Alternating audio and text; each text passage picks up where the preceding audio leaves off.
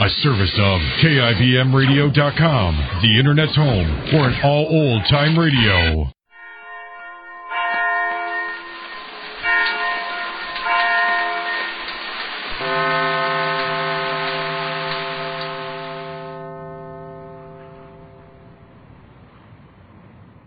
The Jack Benny Program, presented by America's largest selling cigarette, Lucky Strike. It is $60. Lucky Strike. First again with tobacco men. First again with the men who really know tobacco. The independent auctioneers, buyers, and warehousemen. Yes, a recent impartial survey shows that more independent tobacco experts smoke Lucky Strike regularly than the next two leading brands combined. So let this overwhelming smoking preference of the experts lead you to real deep-down smoking enjoyment. Just light up a Lucky, and puff by puff, you'll see. LSMFT, LSMFT. Lucky Strike means fine tobacco. And this fine Lucky Strike tobacco means a world of smoking enjoyment for you. Yes, puff by puff, pack by pack. You'll like Lucky Strike.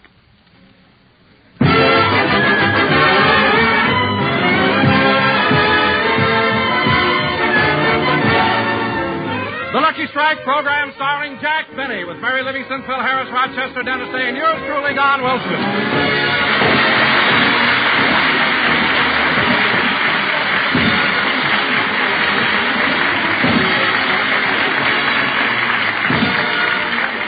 Ladies and gentlemen, last Thursday was Thanksgiving, so let's go back and show you how Jack Benny and his gang spent the day. Our scene opens in Jack's home in Beverly Hills. Night and day, I am the one. Thanksgiving comes and goes, but I'm never done. Rochester. I'm working all the time. I'm nothing but a one-man assembly line. Night and day. Rochester. Day and night. Al Jolson. I gotta be on one knee. I'm scrubbing the floor. Rochester, you've been singing all day today. Well, I'm happy, boss. Here it is Thanksgiving, and I could have been born a turkey. Oh, you wouldn't have liked that, huh? No, I couldn't stand being in the oven all undressed and people peeping in at me every few minutes. Oh. And when you ain't got no head, you can't tell them to close the door. I know. Say, Rochester, I'm going to Miss Livingston's house for a Thanksgiving party, so will you help me get dressed? Okay. But if I were you, I'd change my mind about wearing that old tuxedo. Why? What'd you do to it? Oh, it's nothing I did, boss. But when I went to get it, the closet was full of moths. Moths? Oh, my goodness, were they eating my tuxedo? Eating it? They didn't even look up when I came in.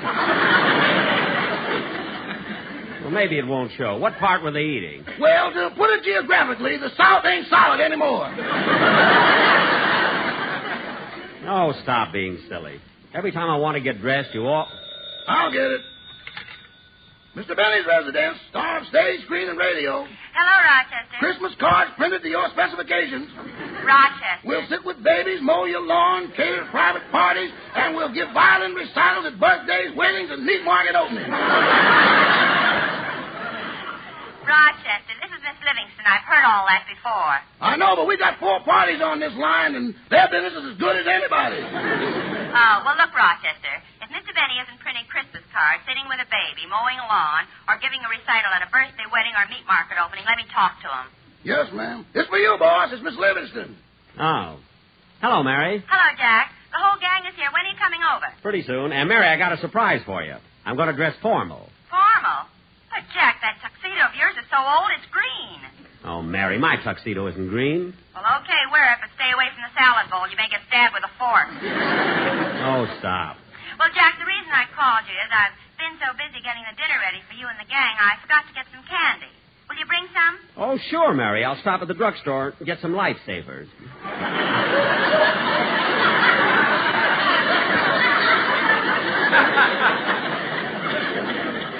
Lifesavers? I want a box of chocolate-covered mints. They don't cost much. No, the mints alone don't, Mary, but you're going to the expense of the entire dinner. Why should you spend more? After all, you're doing enough. Jack, I meant for you to buy the candy. Oh.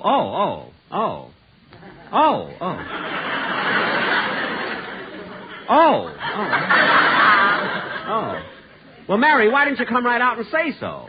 Of course I'll bring it. Goodbye. Goodbye. Well, of all the cheap... What'd you say, Mary? This is Mrs. Stewart on your party line. Oh, hello, Mrs. Stewart. Don't hello me, and you can cancel my order for Christmas cards. But Mrs. Stewart. And that goes for me, too. What? This is Mr. Stevens on your other party line. But Mr. Stevens. And I'll get someone else to sit with my baby. Mrs. Allman, please. What are your prices? What? I'm new in this neighborhood. Oh. Well, I have a regular price list. Yeah, you get it tomorrow. I mailed it this morning. Rochester, get off the extension.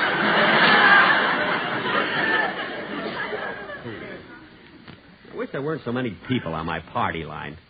They all listened in the other day when I was talking to my agency, Batten, Barton, Durston, and Osborne. I'll get it, Rochester.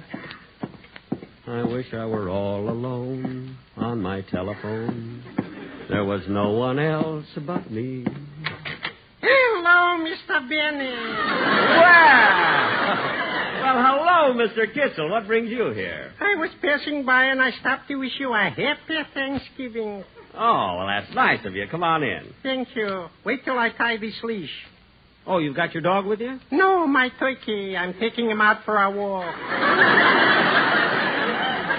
Mr. Kitzel, you're taking a turkey for a walk? Mm-hmm, a long walk. Why? By the time we get home, she'll be so glad to lay down, the rest will be easy.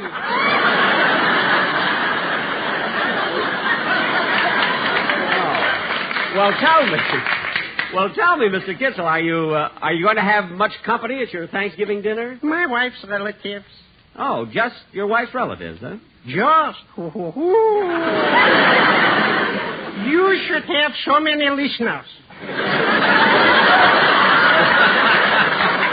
Well, gee, Mr. Kitzel, how many are going to be there? Well, there's going to be my wife's mother and father, her sister Claudette, her 3 brothers, one of her aunts, 2 of her nephews, and a distant cousin from Cucamonga. Say, your wife really has a big family. Yeah. Well, I got to be running along. Oh, but first, Mr. Benny, I got to tell you how much I enjoyed your radio program last week. Thank you. Oh, my.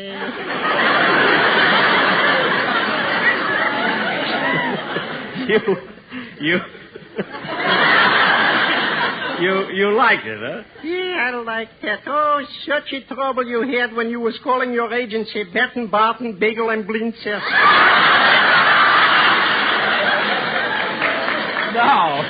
No, Mr. Kitzel.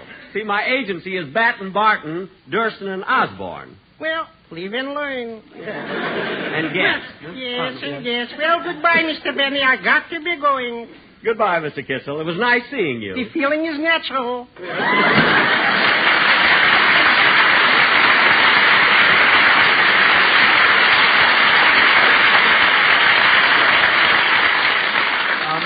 Imagine taking a turkey for a walk. Oh, my goodness, look what time it is. Rochester, help me get dressed now. I'm late for Miss Livingston's party. Gee, I'll bet the whole gang is there having a wonderful time. I didn't come here to criticize. I'm not here to sympathize. But don't tell me those no-good lies, for the lying gal I do despise. She's got baked ribs and butter beans, ham hocks and turnip greens. You and me in New Orleans, and that's what I like about the South.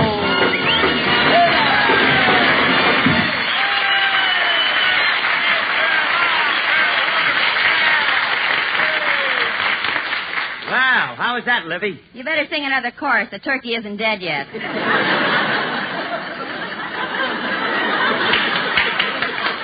Gee, I wish Jack would get here. Hey, Phil, that was a swell idea, bringing your whole band over here to Mary's house. Yeah, wasn't it? Phil, I don't mind your band being here, but your boys have a lot of nerve putting one of my best dishes on the piano for an ashtray. That ain't no ashtray. That's for tips. Tip? What a gang. Hey, Mary, can I eat now? I've got to leave in half an hour. For heaven's sake. Hey, Livy, hand me a bottle opener. My boys are hungry. Never mind that. We'll eat in a few minutes. I hope so. I've been here since 6:30 this morning. 6:30 this morning? Why, Dennis, how come you got here so early? Oh, my mother had to deliver the milk anyway, so I thought I'd ride over with her. You rode over on the milk truck? Oh, I rode over on the cow. Her customers like it fresh. Hey! Wait a minute, kid. You mean your mother comes right up to the door and milks the cow herself? Yeah, my mother's the best milker in the country. She is? Sure, she can squirt right through the hole of a donut at 20 paces. Yesterday she turned the cow upside down and hit the O in Honest John. Oh, stop being so silly. Hey, fellas, let's have some more music. Come on, Charlie, hit it. Oh, hey, wait a minute, Phil. Can I play the drums? Sure, go ahead, Dante. Beat it out.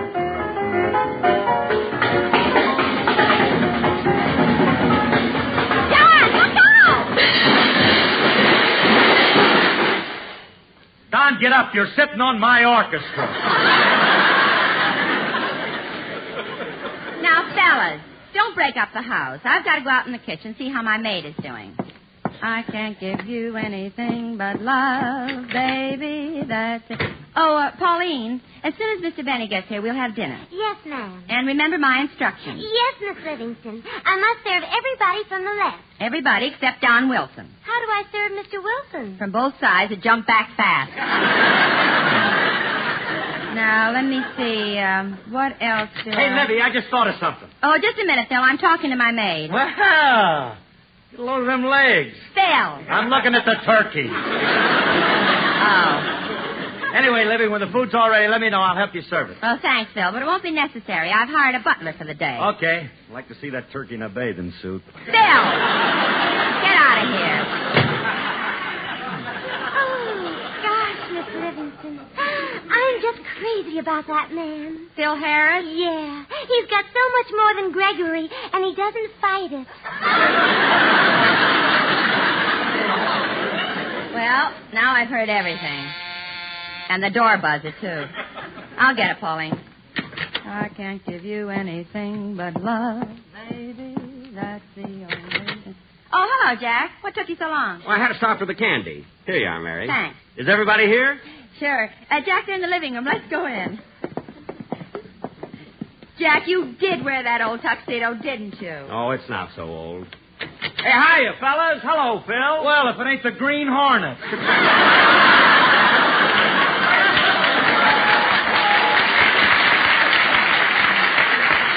All right, all right. Hello, Jack. Hiya, Don. Hello, Dennis. Hello, Mr. Benny. I've been here since 6:30. That's nice. Say, Mary.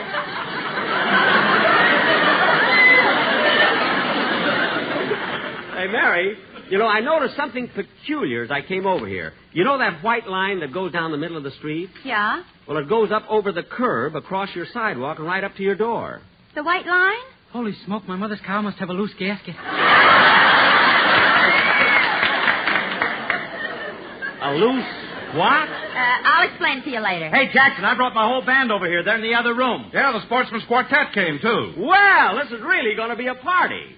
Oh, darn it, I forgot my violin.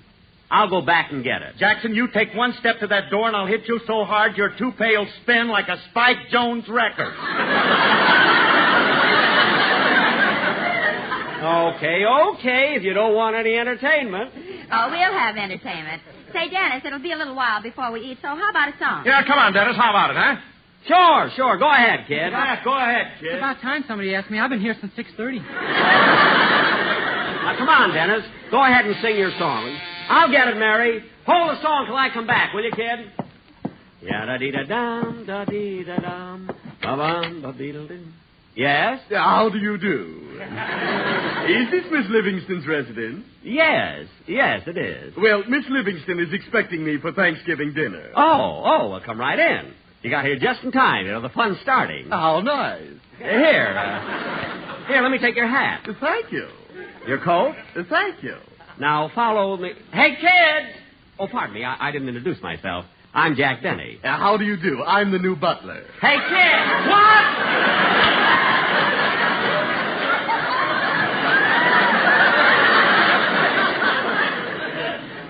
You're the butler? Yes. Are you the downstairs man? I happen to be a guest here. Well, you could have fooled me. If you're the butler, the kitchen is right through that door. Thank you. Jack, who was at the door? Nobody. Well, whose coat and hat are you carrying? No, darn it, your butler's. He just came in. All right, lad. I know how to keep help. Go ahead and sing, Dennis. Come on.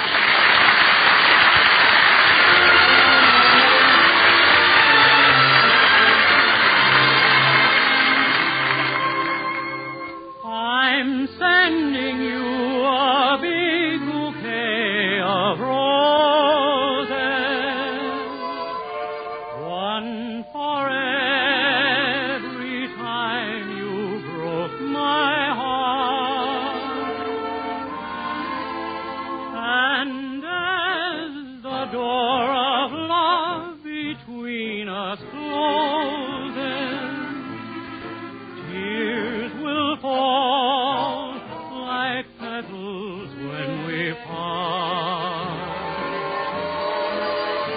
I beg you to be different, but you'll always be untrue.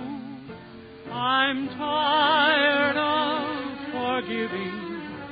Now there's nothing left to do, so I'm sending you a big bouquet of roses, one for every time you broke my heart. I beg you to be different, but you'll always be untrue. I'm tired of forgiving. Now there's nothing left to do. I'm sending you a big bouquet of roses, one for every time you broke my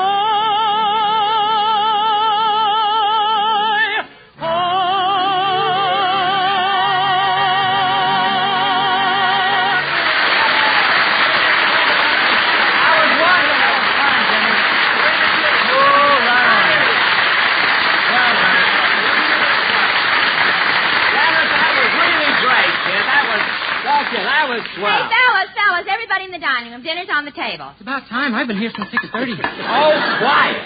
Hey, kids, look it. Let's all march in. You know, conga line. Okay. Da-da-da-da-da, boom. Da-da-da-da-da, boom. Da-da-da-da-da, boom.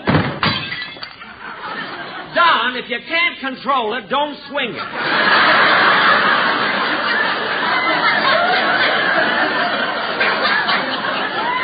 Heaven's sake. Oh, Jack, you and your ideas. Now, come on in, fellas. The dinner will get cold. Okay, let's go. Jack, we're short of chairs. Bring in the piano. All right, I'll be with you in a minute. Hey, what's this dish on top of the piano? Wow. Hey, Jackson, get your hands out of there. That's for the boys. Oh. Jack!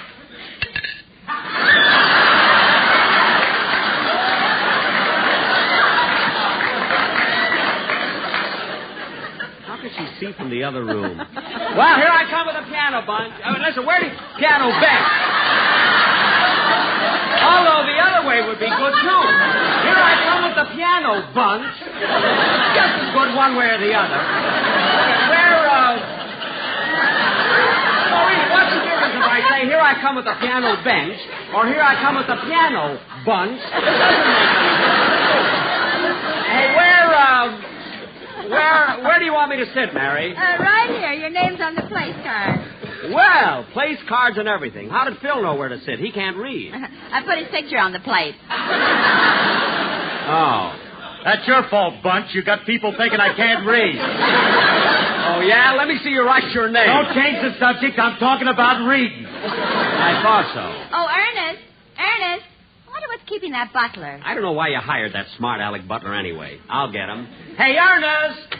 Yes, sir. Ernest, we're ready to... Ernest, why'd you come in here barefooted? Where are your shoes? Don't you remember? I handed them to you when I came in. What? I used to work in a winery. Stop it! No! Now, look, just bring in the food. You'll have to wait. The turkey won't be ready for a few minutes yet.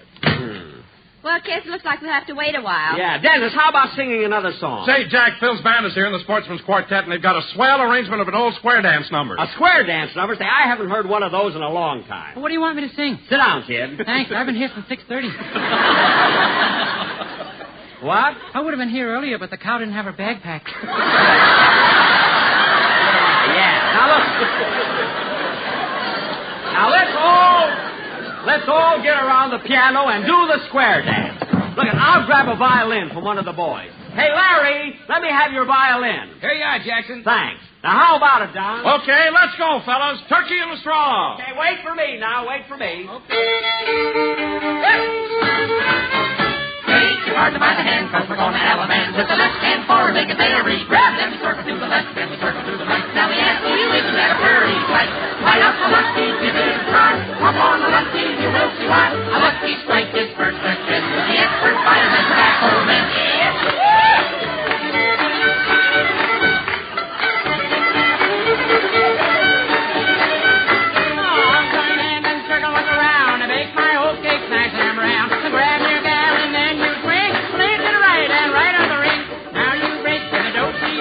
On to the next and away we go. And do-si-do and a si-do-si with an L and an F and an M-F-C.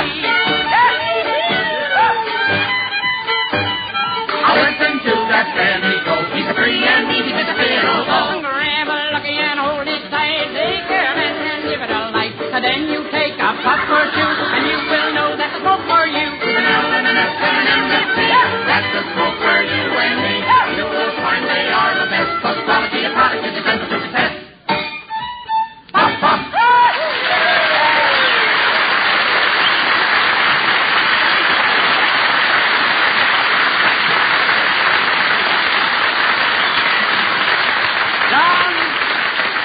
Don, that was swell. Really wonderful. Dinner is served. The turkey's on the table. Okay. Come on in, kids. Come on. Gee, that turkey looks good. Jack, will you do the carving? Sure, I love to carve. Give me that knife. Mary, what do you want, white meat or dark meat? White meat, please. How about you, Dennis? Oh, I'll have a drumstick. Okay. Don, what would you like, white meat, dark meat, a leg, or a wing? Yes, thank you, with gravy.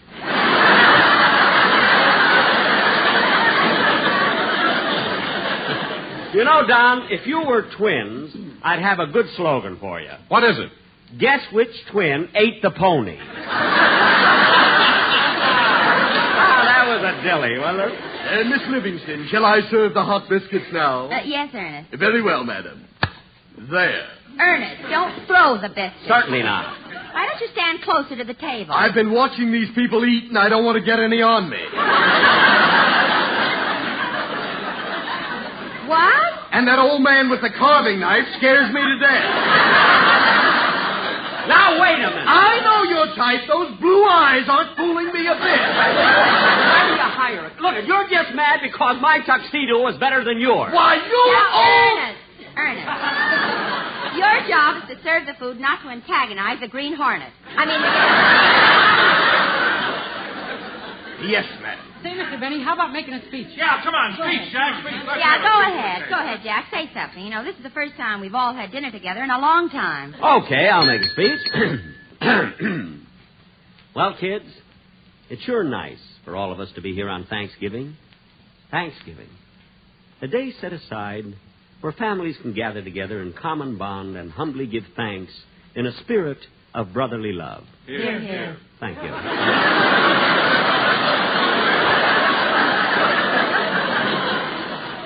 Yes, Thanksgiving. A day that was originally started by the Pilgrim Fathers. The Pilgrim Fathers. That stalwart, staunch group of men and women who left their native shore.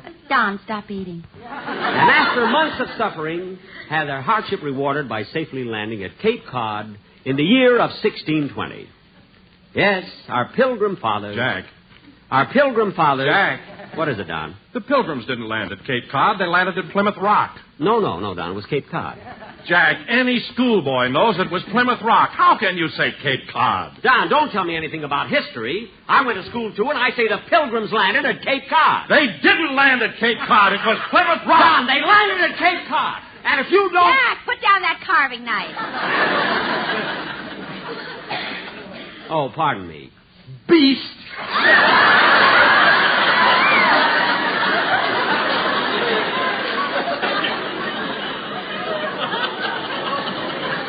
Now, Don, this is Thanksgiving, so let's not quarrel.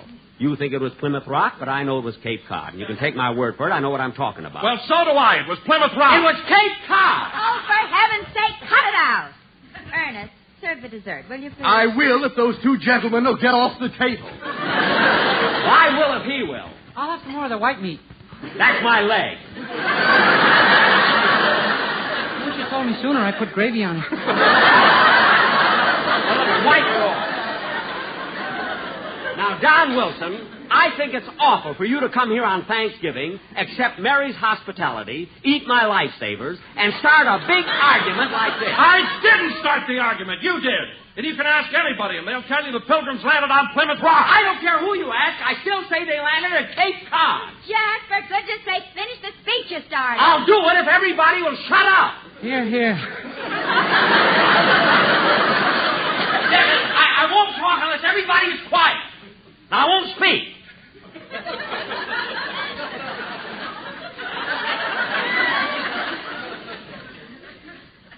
Now, as I was saying,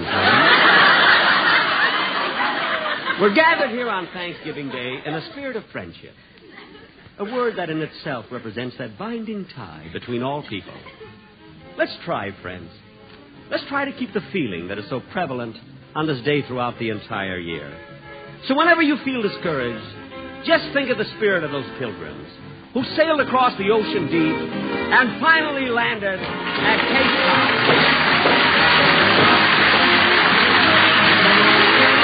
Jack will be back in just a moment, but first...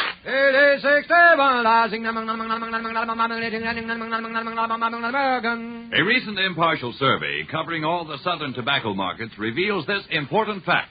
More independent tobacco experts smoke Lucky Strike regularly than the next two leading brands combined. Yes, Lucky Strike. First again with tobacco men. But what does that mean to me? Simply this. These independent tobacco experts have had years of experience buying, selling, and handling tobacco.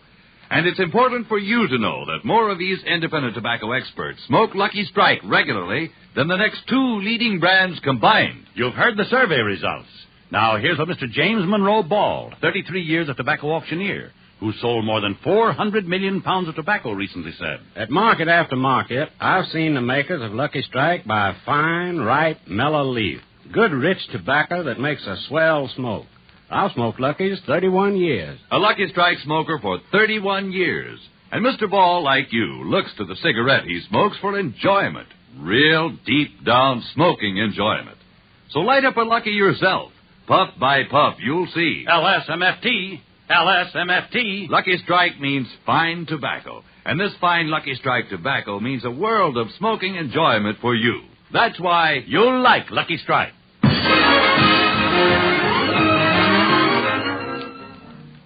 Boss, it's pretty late. Why don't you go to bed? Wait a minute, Rochester. I'm looking something up in this history book. There it is. In the year of 1620, the Pilgrims landed at Plymouth Rock. Gee, it wasn't Cape Cod. It was Plymouth Rock. Don Wilson was right.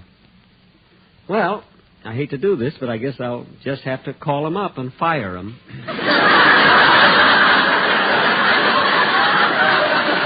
He's so smart he can get another job. Ladies and gentlemen, stay tuned in for the Phil Harris Alice Trade Show, which follows immediately. And on Saturday nights, to be sure to hear A Day in the Life of Dennis Day and the Lucky Strike Hit Parade starring Frank Sinatra. This is NBC, the national broadcasting company.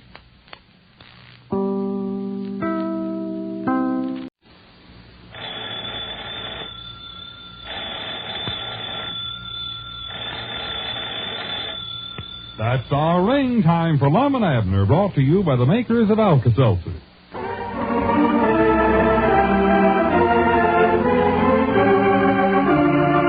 And now let's see what's going on down in Pine Ridge. Well, as we look in on the little community today, we find Lum in the Jotham Down store talking on the telephone. Listen. Yeah, well, I didn't really think you'd want to sell your icebox, Tom, but I'm having a hard time finding one from a new restaurant. So I figured there weren't no harm in asking you. Oh, no, I know how you feel about it, Tom. I wouldn't sell it neither if I was in your place. Yeah. Well, if you do hear one, I wish you'd let me know. Yeah. Well, much obliged, Tom. Goodbye. Excuse me, Lum, but I overheard your telephone conversation. Oh, howdy, Doc. I was sitting back in my office, and I overheard your remarks on the telephone, and sounded like you're looking for an icebox. Yeah, can't find one nowhere. Looks like I never am going to get this restaurant of mine started. Them fixtures ain't got here from the county seat yet. Abner's worse, so he's staying home today, and that means I got to spend practical all my time waiting on a trade. Granny's, I can't get nothing done. Well, now, I'll tell you, Lum. I have a suggestion to make. Cedric was going to help me today, but he ain't showed up. Yes, Cedric's a bright young boy. I don't know why I always have to have so much trouble. Well, now, I'll tell you, Lum, about that icebox. I know a man over in Mount Ida, friend of mine, and I think he's got an icebox that he wants to sell. Does he sure enough? Why don't we jump on the phone and give him a ring? That's a good idea. Call him up right now. It's long distance, but I'm willing to pay the charges. I've just got to get an icebox. Go ahead and call him up, Doc. Don't talk no longer than you have to, though. Now, what do I do? Call the operator? Yeah, just give one long ring and you'll get Mamie Phillips. She's the central girl here. Oh, yes. That's enough. Now, she'll ask you how you're feeling, even if she don't know who you are, so just ignore her. Mm-hmm. Tell her you're in a hurry. If you don't, she'll keep you there all day long asking you how everybody is. Hello? This is Dr. Benjamin Franklin Withers. Oh, just fine. Oh, me. Well, now, just a minute, Miss Phillips. Plum, how are you? Here, better give me that receiver a minute. I want to get this icebox before next summer. She was inquiring after your health. Yeah, I know. Hey, hello, Mamie. Doc wants to put a call through to Mount Ida, and he's in a terrible wreck, so hurry it up, please. All right. Here you are, Doc. Yes. Hello? Yes, that's right. Mount Ida. O.J. Watford. The O stands for Oren. You can reach him at the Ace High Snooker Palace. That's right. You can tell it by the sign across the front of the building. It says Morton's Livery Stable. Well, she can't see it. Don't let that confuse you, though, Miss Phillips. Morton isn't there anymore. He died. Oh, must have been 13 years ago.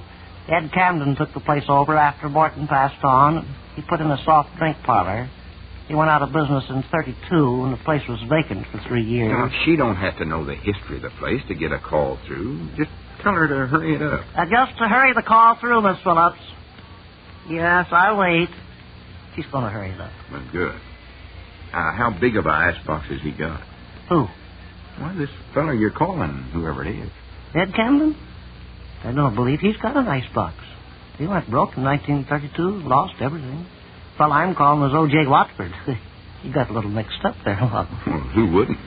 How big an icebox do you want, Lum? Well, as big a one as I can get, I reckon. I'll have to keep a lot of stuff in there. Meat and gravy and pickles and bread, ice, all that Western junk. Yes. Well, now, as I recall, this box that Orrin has, that's O.J. Watford. As I recall, the box he had was about... Oh, just a minute. Hello? Hello? Is this the Ace High Snooker Palace? Hello? Who's speaking? Hello? I want the Ace High Snooker Palace in Mount Ida. Oh, it is. Well, I want to speak to Orrin Watford. Fine. He's right there. Oh, well, that's good. Try to keep the price on it down just as much as you can, Doc. Hello? Orrin? Guess who this is? No. No. Doc, this is a business call. He thinks I rustled through work. Try again, Orrin. Tell him who you are and let's get down to business. Oh, you're way off. This is Ben. Doc Withers. Yeah. Oh, yeah, sure. Sure, I'll wait. What's the matter now? He wants to make another shot. He doesn't want to hold up the game. Oh, for pity's sake. Orrin's left-handed. Nice fellow, though. Yeah, well, look, Doc, Hold on a minute, Lum. Hello, Orrin. How's that? The side pocket? Which side? Doc, this call is costing me money. Well, listen, Orrin. What I called you about is an icebox. How's that? Oh, sure, put him on. Well, what do you know about that, Lum? Ralph Conway is there. Well, I don't care who's there. Just find out about the icebox and hang up. Ralph's been away for about 4 years. Orrin says Ralph wants to say hello to me. Well, that's fine, but we... Hello, Ralph. Okay. He's putting Orrin back on. Oh, thank goodness for that. That's the first time I've talked to Ralph in 4 years. It's good to hear his voice again. Hello? Who is this? Oh. Well, how are you anyway, Orrin? Well, that's nice. Oh, about the same. Ask him about the icebox. Who? Sure, put him on. Now, wait a minute, Doc. We sure picked a good time to call. Charlie Button just dropped in. Charlie runs the Mount Ida Milk Depot. Nice fella. Doc, I ain't no millionaire. This call's going to cost more than the icebox. Hello, Charlie? I can't hear you. I say I can't hear you. What'd you say? Oh, hello. Bye. That was Charlie Button. Well, for goodness sakes, get Orrin back on the phone and ask him how much he wants for that icebox. Well, I can still afford it. Yes, I'll ask him. Hello, Orrin? Oh, what is it, Ralph? Ralph? How'd he get in again?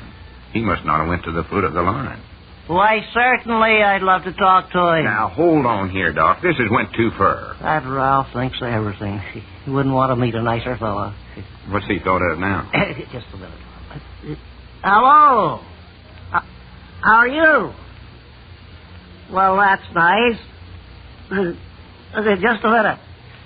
Here, love, you take the receiver and talk to him. I don't want to talk to him. Go on, he'd love to hear from you. I don't even know him. I wouldn't know what to say. Oh, just say anything. Ask him how he's feeling. Here, take the receiver. Go ahead. Granny, this is silly. Hello? How you feeling? Well, good. Just a minute. Here's Doc again.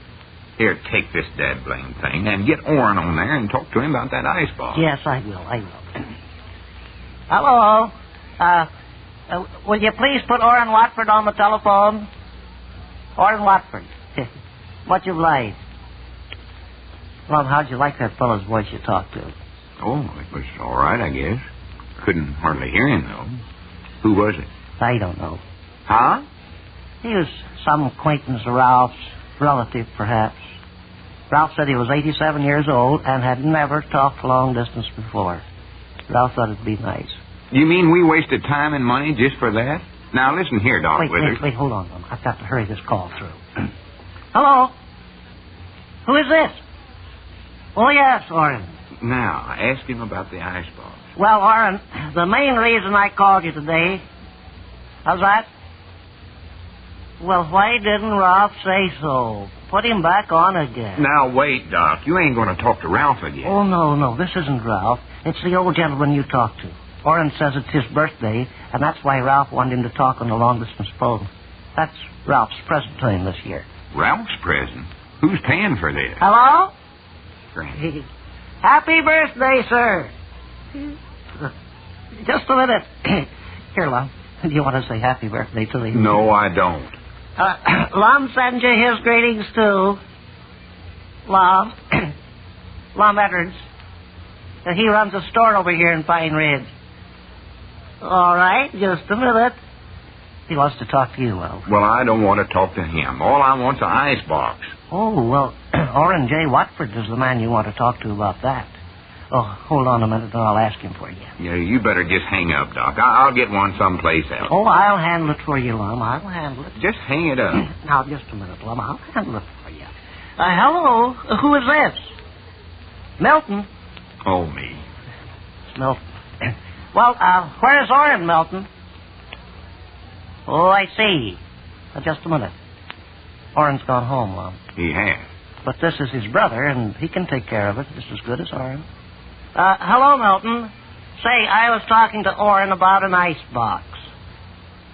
Well, a pretty good-sized one. I see. Yes. Mm-hmm.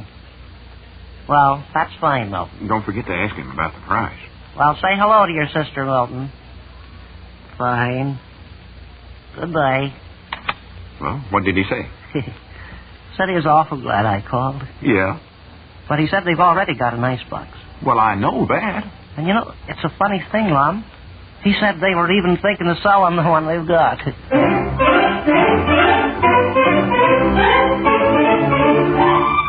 Yes, well, a fellow will run into coincidences like that.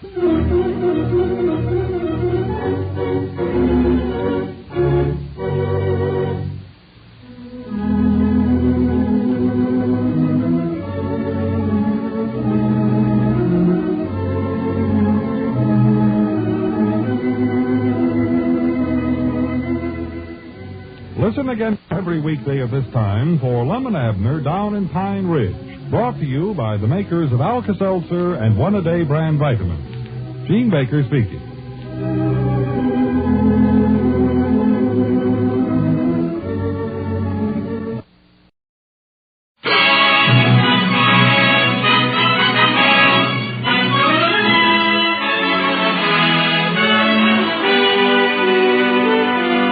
The DuPont Company of Wilmington, Delaware, makers of better things for better living through chemistry, presents the Cavalcade of America. Tonight's star, Douglas Fairbanks. Tonight's story, A New Commandment.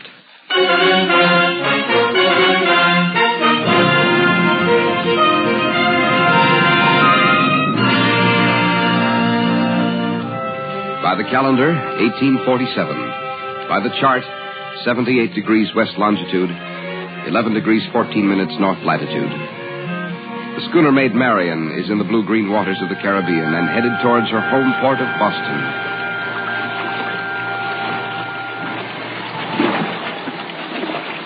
Mr. McGinnis. Aye, Captain Sullivan.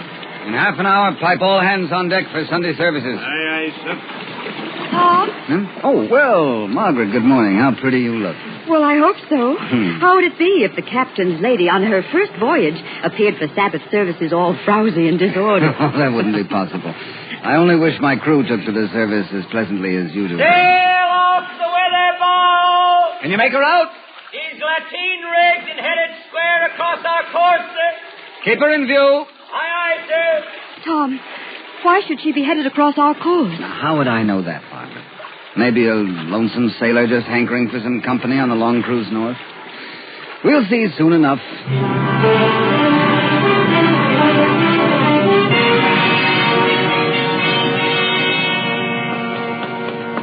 Captain Sullivan, sir. You're not in dress uniform, Mr. McGinnis. Uniform be hanged. Do you see what's coming up beside us? That schooner yonder? Yes. I've been watching her a while. What of it? She's lateen rigged. I'm aware of her dressing, Mr. McGinnis. Well, there's only one schooner rigged like that on this coast. The Esmeralda. I've seen a dozen schooners lateen rigged from Rio to Barranquilla. It's the Esmeralda. Look out! Can you make out what color that schooner flies? She shows no colors, sir. Well, Captain, what of that?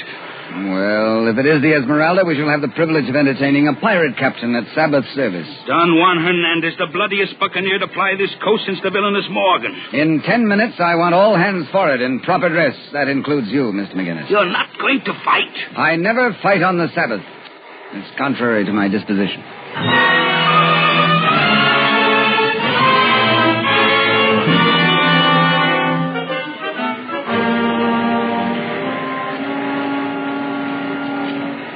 She's crowded on more canvas. She'll be alongside us in a matter of minutes. Do you think it is the Esmeralda, Tom? Yes, I recognize her through the glass, Margaret. It's Don Juan Hernandez, all right. I heard some talk of him at Cartagena. Oh, he's been terrorizing all shipping in these waters for years now. The last I heard of that pirate, he'd moved up the coast of Honduras, but it seems he's back at his old stand now. Will he board you? I expect he will. What will you do? Margaret, I've set a course for my life. And now, because a storm threatens, I will not turn off and run before the wind. I will not profane the Lord's day. I'll not fight.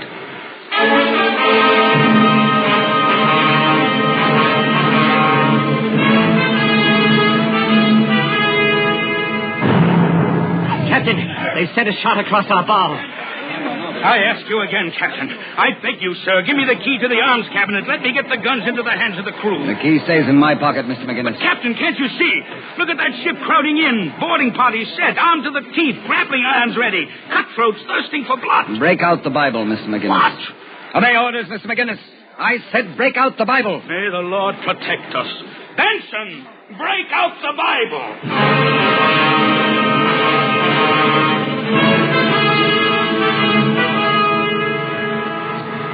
And now we will continue our Sabbath service with the hymn, The Old Hundred.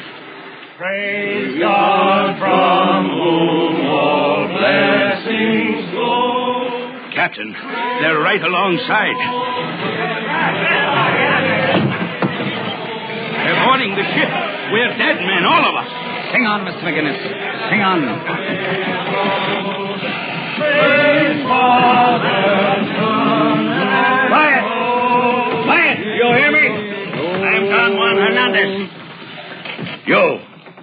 Are you the captain? Sir, what kind of a heathen are you? Heathen? I presume that is so, for no God-fearing man would interrupt divine services on the Sabbath. What do I care about this? It might do you well to care, Mr. Captain Hernandez, for the good of your soul. This is the Lord's day, Captain. One that bodes ill fortune to those who profane it. Oh, well, I did not... Captain, you and your men are welcome to join us in divine service. You will find a hymn book on that bench yonder. A little book, sir, I'm sure you'll recognize. Here, Captain. You may share my hymn book. Now we will start the hymn again, please. Praise God from whom all blessings flow. Praise Him, all creatures here below. Praise Him above, ye heavenly hosts. Praise Father, Son, and Holy Ghost. Amen. You have a good voice, Captain Hernandez. Thank you, Senora. We will take as our text this morning from John, chapter 13, verse 24. A new commandment. I give unto you that ye love one another. Wait a minute, Captain. I forget it was the Sabbath. We don't belong here. We make mistake, we leave now. All right, everybody, back on the Esmeralda. Back aboard in a hurry. You and your men have been most welcome, Captain Hernandez. I hope we'll meet again. So do I, Captain Sullivan. So do I. But I hope we shall not meet again on the Sabbath. Let go the forward line. Let go the forward line. Let go the outside. Aye, sir. On the port turn. Tom, they're leaving. My heart almost stopped beating when they came aboard. When we get back to Boston, Margaret, that'll be a tall tale to tell. Battling a buccaneer with Bible and hymn book. Who'll believe it?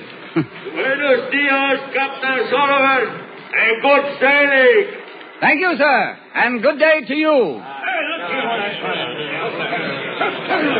Sullivan, sir. What is it, Mr. McGinnis? Can you come forward? What is it? Something for you to see, sir. Come along, Margaret. Yes, dear. Now, will you look at this?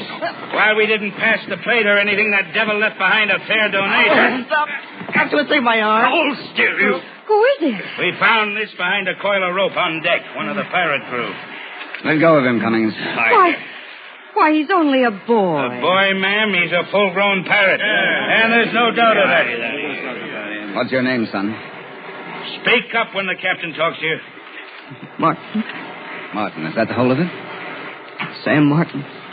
Where are you from? New Hampshire. Town of Westport. What were you doing with Hernandez? Can I have a drink of water, sir, please? That boy is sick. Sick I am, ma'am. Real dreadful sick. If they'd known on the Esmeralda, they'd have had me overboard for sure. So when we boarded, I came along. And when they left, I stayed. Come over here. Let me feel your head. I've got the brig all ready for him. Feel his head, Margaret. Yes. Oh, he's burning with fever. I'll throw him in the brig. You'll do nothing like that, mister. This lad is sick. He needs care. Yes, tell ship's cook to brew some tea. And we'll need some poultices and quinine. But, ma'am, sick or not, he's a pirate. You heard Mrs. Sullivan McGinnis. Do as she says. I'll not go running errands for a buccaneer. A buccaneer? I know of no buccaneer aboard this ship. All I see is a New England lad, and he's dreadful sick. Come, Margaret, we'll take him to our cabin.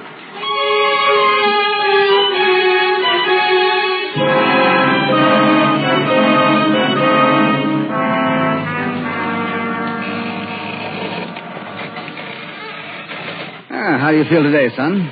I'm all right, sir. It's very nice here in your cabin. Why don't you finish this bit of broth? It'll do you good. All right. Here, I'll help you. I'm curious about something, Sam. How did you ever fall in with Hernandez? Oh, I was cabin boy on the Seagull out of Boston, and I jumped ship at Le Mans. Oh. I met some men at a cantina. They said they had a way of making some easy money. I went along with them. I see. Go on, yes. That's all. I went along with them. You knew they were buccaneers? Yes, sir. And it didn't matter to you? Well, why should it matter? What difference did it make to me? You know why I jumped ship at Le Mans? I'll tell you that. Yeah, go ahead. Because I was shanghaied aboard, because I never signed on. I was given a lot to drink by some strangers. That was one night in a tavern on the Boston waterfront.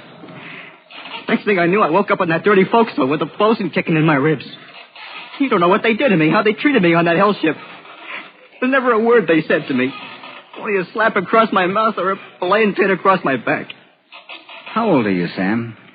15. What brought you to Boston to begin with? Anchored for the sea. Good. My pa was a seafaring man. His pa for him. Well. In Westport, there was nothing to do. Nothing where a man could make $1. Yeah. So I came to Boston. Did you have kinfolk in Boston? Not a soul, ma'am.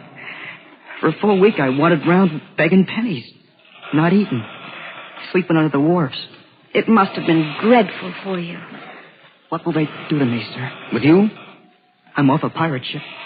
Will they hang me when we get to Boston? You're signed on here as my cabin boy. I'll look out after you. What? It's right decent you and Mrs. Sullivan have been to me. Well, you never mind about that. Now get some sleep. It's what you need to put some strength in your bones. Yes, sir. I'll come on deck with you, Tom. Come along. What will they do to him, Tom? The police, I mean. Why should they do anything? The lad isn't a pirate. Oh, it's a shame and a sin what evil is bred on the waterfront. Not only in Boston, but I've seen it as bad and worse in every port along the coast. Youngsters come in from the country, decent lads, asking only for a decent chance, and they're put upon by as corrupt a gang of rascals, and bullies as the devil ever put on earth. Never a chance they have. Well, what can be done for them? I don't know. But looking at that boy, I keep remembering a cry that went up nearly 2,000 years ago, Margaret. The voice of another who sought shelter and was denied. The foxes have holes, the birds of the air have nests, but the Son of Man hath nowhere to lay his head.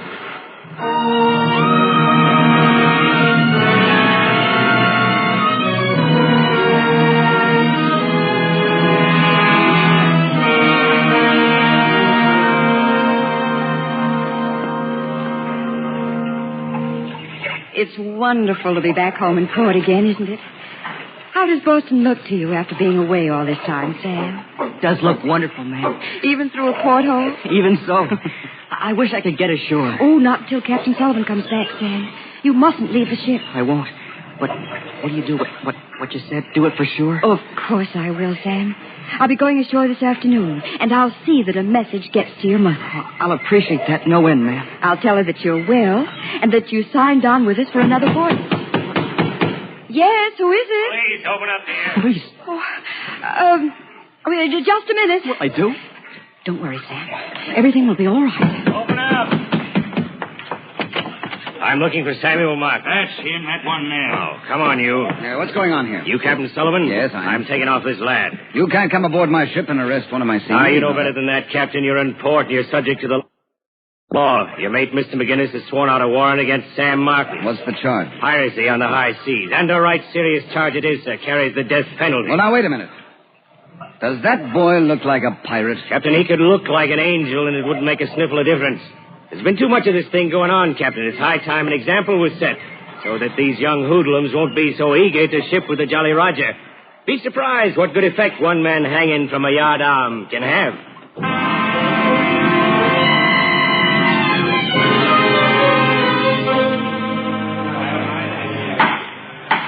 Gentlemen of the jury, have you reached a verdict? We have. The prisoner will rise and face the jury. Gentlemen, what is your verdict? We find Sam Martin guilty of piracy on the high seas.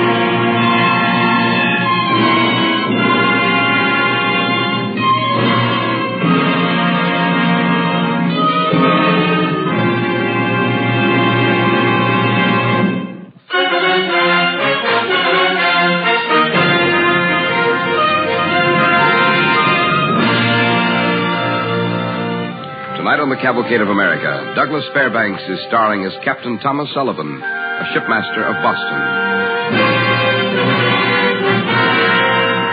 As we continue our DuPont play, Sam Martin is brought before the judge for sentence. The prisoner will approach the bench. The poor boy. It's not over, Margaret. The fight isn't over. Sam Martin, you have been convicted of a most serious crime. Piracy on the high seas. It is in my province to place upon you the verdict of death.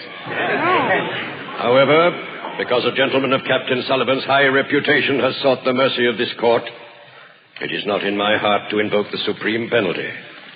But you have been duly convicted on this crime, and you must be punished. I sentence you to 20 years in confinement. Court is dismissed. I'm sorry, Tom. I did my very best for the boy. You did as much as any lawyer could. Thanks, Francis. Isn't there any way we can help him, Francis? We'll file an appeal, of course. Whatever can be done, I want it done, Francis. Not only for Sam, but for all young boys like him.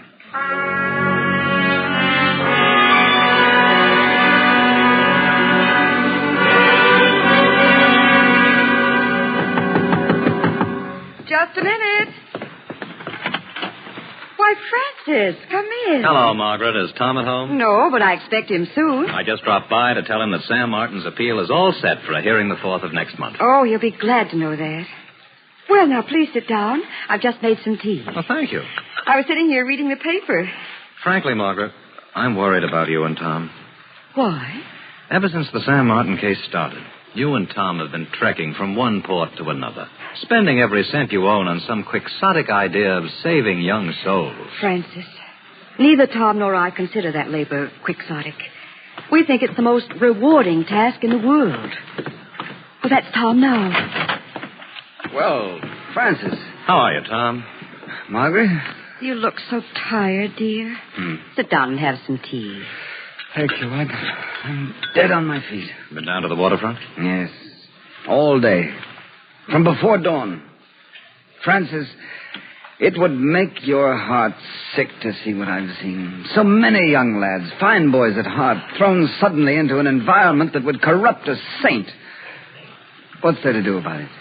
What do you do? Well, what can I do? When I find a few together, I talk to them, I try to show them the Lord's way, but I'm like a workman without tools. I've nothing but words to offer them. That's precisely your trouble, Tom. My trouble? Yes. You're all heart and no plan. What do you mean? I mean a practical idea. You can wear yourself away down at the docks and you'll not improve the situation one whit. I think what Francis means is that it will take the efforts of many people joined together. Perhaps what's needed is something like the London Association. The what? I was reading about it. Some young man in London started it. Oh, wait, I'll read it to you. It's right here. Yes. Shall I? Yes, go ahead. In London today, there is a society known as the Young Men's Christian Association. It was founded in 1844 by a young drapery clerk named George Williams. Mr. Williams, the leader of 12 devout young men, established the society as the central point where young men, newly arrived from the towns and cities of England, might find a congenial, friendly, and morally acceptable place in which to assemble and even to reside. Their membership is now upwards of 200, and... Margaret, that's exactly what we ought to do. A Boston Young Men's Christian Association to house all those who seek shelter with rooms for Bible classes and classrooms to learn trades and rooms for recreation. And, Francis, you've wonderful connections with all the most important men of Boston. I want you to help me. It'll take money, Tom, a great deal of money. What can I do? Well, you get those men together for a meeting and put this project before them. Oh, you must do it, Francis. You've got to do it. Now, wait, Tom. I'll get them together somehow, some way, but the job of convincing them is yours. You'll have to put it across. Me? Oh, I can't talk to these people. Why not? Well, I've no training in public speech. Oh, ridiculous. You preach a fair sermon.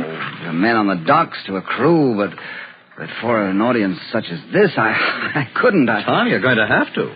If I get these people together, you'll have to sell them on the idea yourself.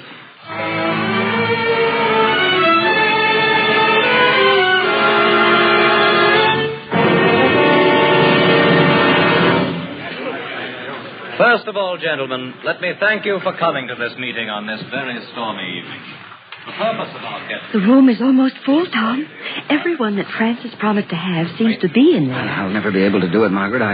I'm petrified at just the thought of getting up before all those people. Look, over there, Senator Charles Sumner, Reverend Beecher. Why, Well, they'll laugh me down. No, they won't, Tom. They'll listen. They'll want to listen. Come, he's beckoning for you now. And now, gentlemen, I am happy to present to you the man whose courage and energy has produced the inspiration for this meeting, Captain Thomas V. Sullivan.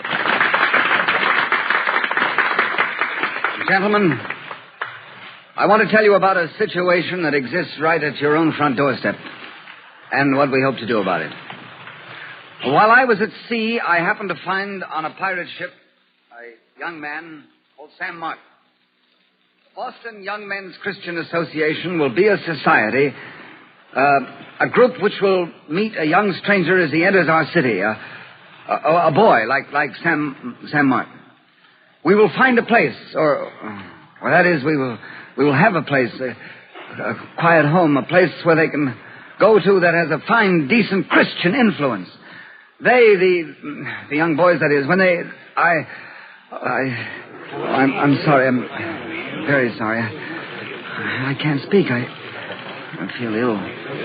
Margaret. Tom. Home. Take me home. Truly, I'm sick.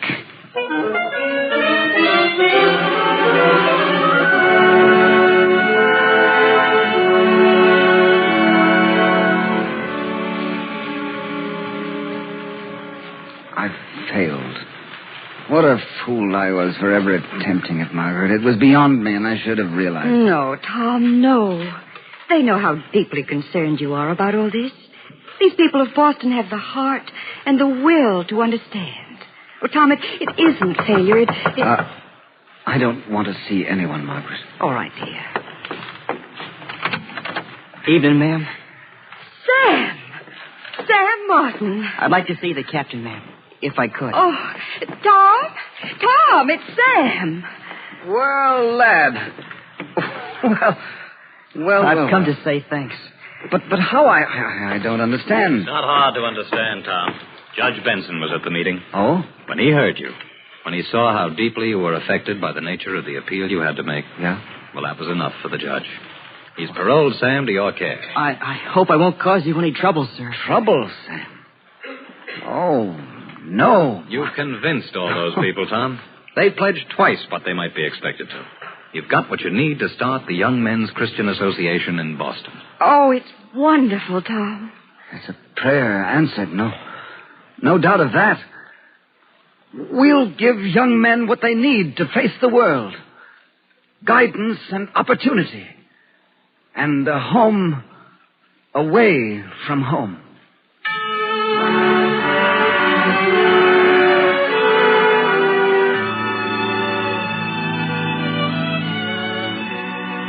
And so it was that 100 years ago this week, Captain Thomas Sullivan established the first YMCA in the United States. And it was his good friend and attorney, Francis O. Watts, who was elected first president. Today, there are more than 1,700 YMCAs in towns and cities all over this country. And there are millions of boys and young men of every race and creed who belong to this brotherhood, fulfilling a new commandment: love ye one another.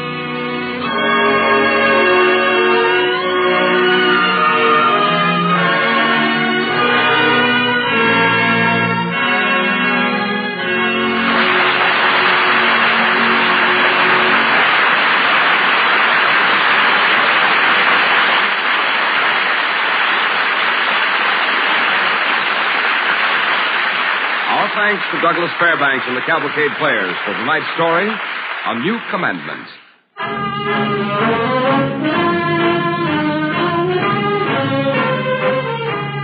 Tonight's DuPont Cavalcade, A New Commandment, was written by Herb Tunick. Music was composed by Arden Cornwell, conducted by Donald Voorhees.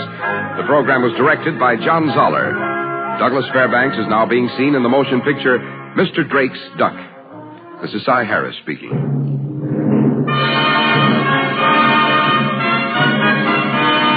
The DuPont Cavalcade of America comes to you from the Belasco Theater in New York and is sponsored by the DuPont Company of Wilmington, Delaware, makers of better things for better living through chemistry.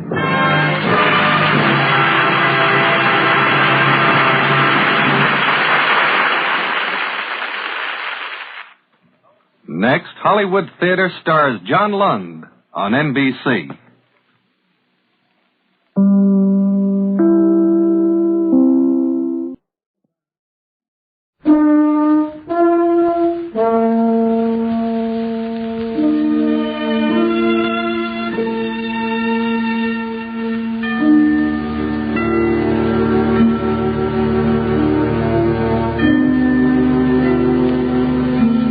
The breaking wave dashed high on a stern and rock-bound coast, and the woods against a stormy sky their giant branches tossed. And the heavy night hung dark the hills and waters o'er, when a band of exiles moored their bark on a wild New England shore. You are listening to the voice of Agnes Moorehead reading The Landing of the Pilgrims by Felicia Hemans, a page from our special Thanksgiving Day edition of Anthology.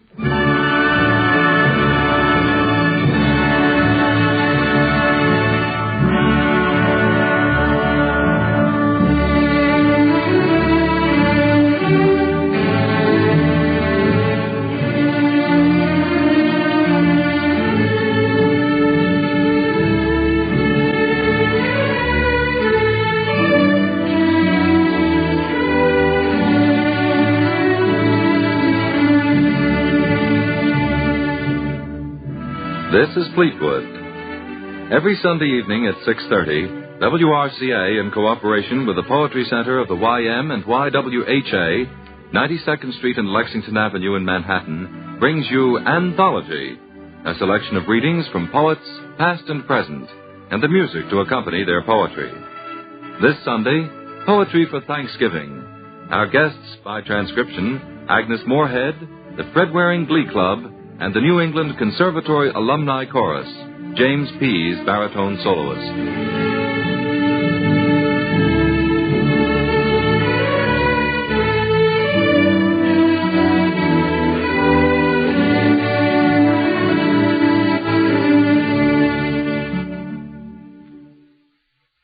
Since Thanksgiving is a season of reunion, a season when we give thanks for the bounty of our table, the peace and comfort of our home, we'd like to open today's program with Lydia Maria Child's beloved Thanksgiving Day.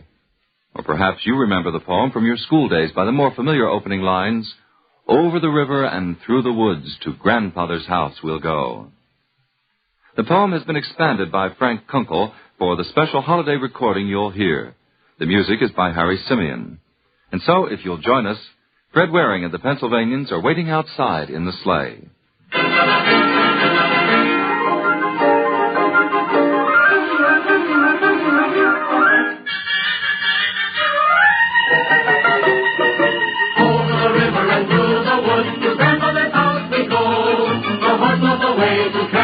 To the white and drifted snow, over the river and through the woods. Oh, how the wind does blow! It stings and blows and bites and blows us over the snow. We were running along in the snow, on the wind and blows us over the snow we go. Over the river and through the woods to have a first-rate play. Oh, hear the bell ring, ring, ring, hooray for Thanksgiving Day. Over the river and through the woods, now grandmother's cast by far. Hooray for the fun in the pudding gun, hooray! This is Thanksgiving Day. Oh, what fun is the pudding gun, hooray! This is Thanksgiving Day.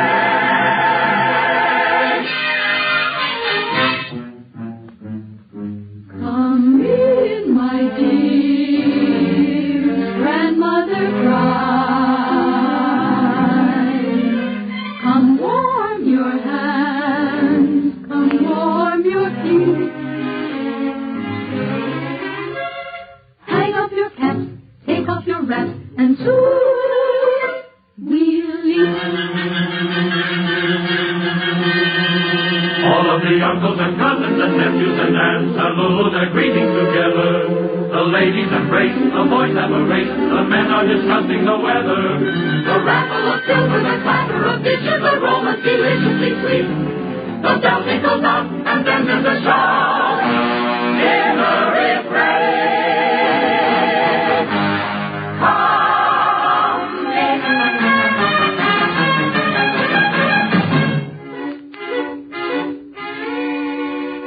Dear old grandfather takes his place at the head of the festive board. We're quiet now and our heads all are bowed as grandfather speaks to the Lord. Our Father, we thank thee for thy bounteous goodness and thy generous blessing, both now and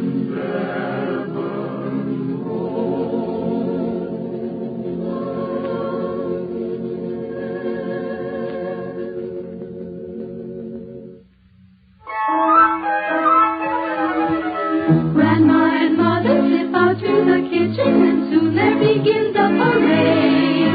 Each platter and dish on high as you wish, with wonderful food that Grandma has made. First comes a big bowl of steaming hot soup, then celery and olives and toast. Then eyes open wide as Grandma is spied, marching in with what we love the most. A turkey all stuffed with sausage and nuts, with sweet bacon strip on top of its breast, and a ham with golden jam and cranberry sauce and the rest. Potatoes and vegetables cooked to a turn, and biscuits as light as the breeze.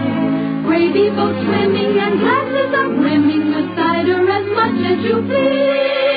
Though we hardly have space for the many good things and must pass up a few with a sigh, each nephew and niece save room for a piece of our grandmother's pie, good pumpkin pie.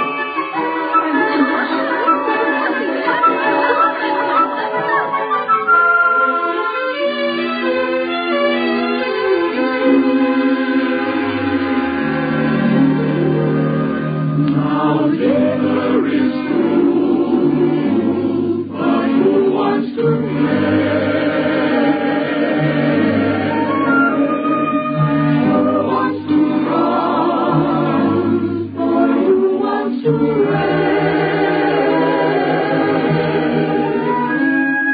Grandfather's lap, curled up for a nap, our dear cousin John and sweet little Grace.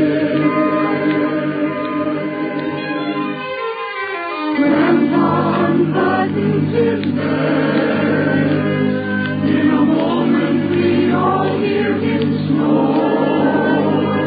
Though early today, we all were so gay. We can't stay awake.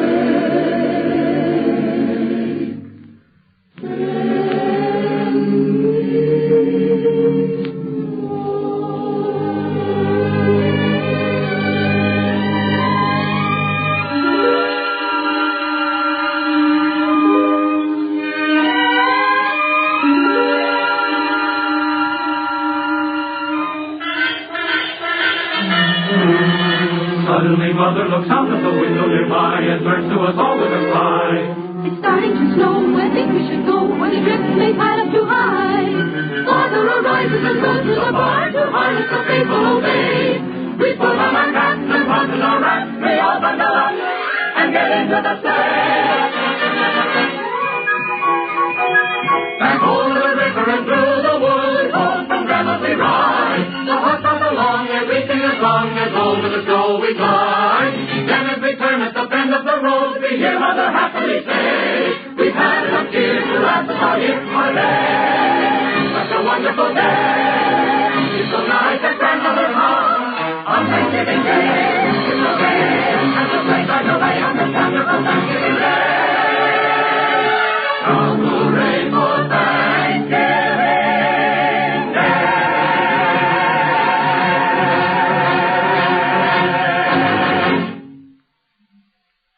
There have been quite a few changes since those days, since the era of the sleigh, mittened hands, frost blue noses. Yesterday, the Thanksgiving Day dinner required weeks of preparation. Today, in this age of streamlined cookery, it's only a matter of minutes from the deep freeze to the dining room table. Many old Thanksgiving Day traditions have been stored away upstairs in the attic or between the pages of the family album. All the warm, casual little customs remembered only by the very old. Yes, much of the tradition of the holiday has been lost down through the years, but one story will never be forgotten. The story of the Pilgrims, who were the first to celebrate this happy holiday. We'd like to tell their story again for you today. The story of Thanksgiving.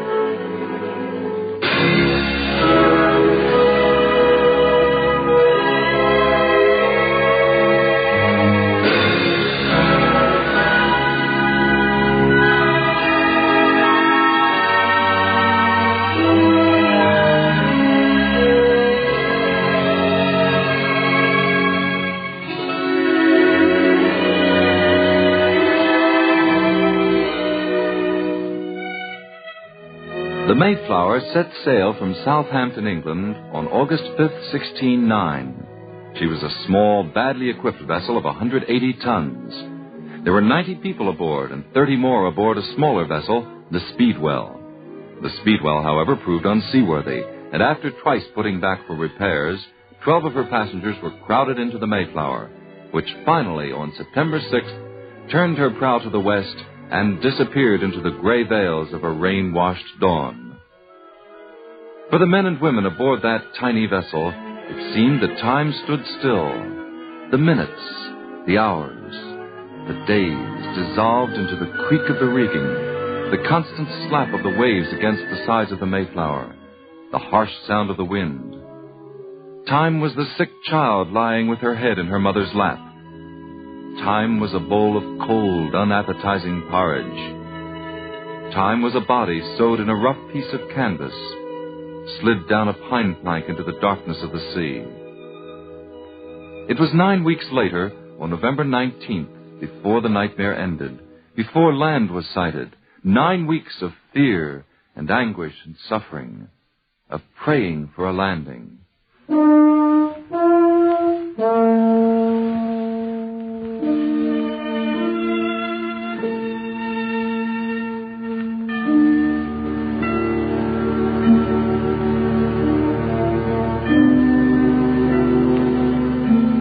The breaking wave dashed high on a stern and rock-bound coast, and the woods against a stormy sky their giant branches tossed, and the heavy night hung dark the hills and waters o'er, when a band of exiles moored their bark on a wild New England shore. Not as the conqueror comes, they the true-hearted came, not with the roll of stirring drums and the trumpets that sing of fame. Not as the flying come, in silence and in fear. They shook the depths of the desert's gloom with their hymns of lofty cheer. Amidst the storm they sang, and the stars heard, and the sea, and the sounding aisles of the dim woods rang to the anthem of the free. The ocean eagle soared from his nest by the white waves foam, and the rocking pines of the forest roared. This was their welcome home. There were men with hoary hair amidst that pilgrim band. Why had they come to wither there, away from their childhood's land? There was woman's fearless eye lit by her deep love's truth. There was manhood's brow serenely high, and the fiery heart of youth. What thought they thus afar? Bright jewels of the mine, the wealth of seas, the spoils of war. They sought a faith's pure shrine. I call it holy ground, the soil where first they trod. They left unstained what there they found, freedom to worship God.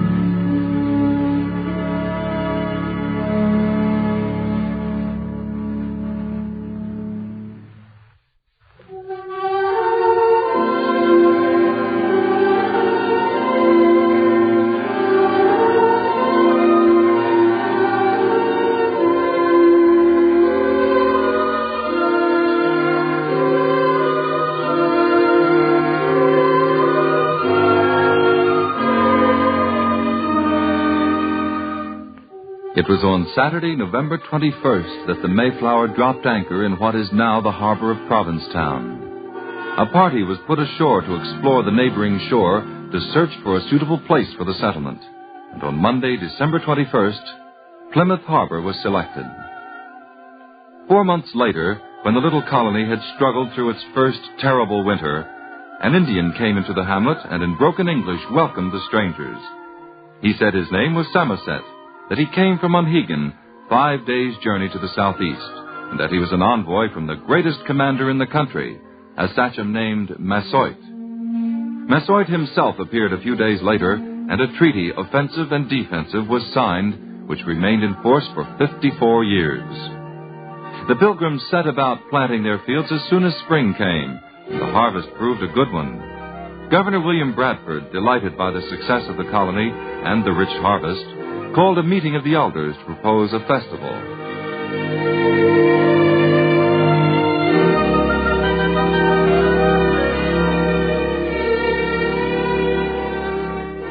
And now, said the governor, gazing abroad on the piled-up store of the sheaves that dotted the clearings and covered the meadows o'er, 'tis meet that we render praises because of this yield of grain. 'Tis meet that the Lord of the harvest be thanked for his sun and rain. And therefore, I, William Bradford, by the grace of God today and the franchise of this good people, Governor of Plymouth, say, through virtue of vested power, ye shall gather with one accord, and hold in the month of November thanksgiving unto the Lord. He hath granted us peace and plenty, and the quiet we've sought so long. He hath thwarted the wily savage, and kept him from wrack and wrong. And unto our feast the sachem shall be bidden, that he may know we worship his own great spirit, who maketh the harvests grow. So shoulder your matchlocks, masters, there is hunting of all degrees. And fishermen, take your tackle, and scour for spoil the seas. And maidens and dames of Plymouth, your delicate crafts employ to honor our first Thanksgiving, and make it a feast of joy. We fail of the fruits and dainties, we fail of the old home cheer. Ah, these are the lightest losses mayhap that befall us here. But see, in our open clearings, how golden the melons lie. Enrich them with sweets and spices, and give us the pumpkin pie. So bravely the preparations went on for the autumn feast. The deer and the bear were slaughtered. Wild game from the great to least was heaped in the colony cabins. Brown home brew served for wine, and the plum and the grape of the forest for orange and peach and pine. At length came the day appointed. The snow had begun to fall. But the clang from the meeting-house belfry rang merrily over all, and summoned the folk of Plymouth, who hastened with glad accord to listen to Elder Brewster as he fervently thanked the Lord. In his seat sat Governor Bradford, men, matrons, and maidens fair.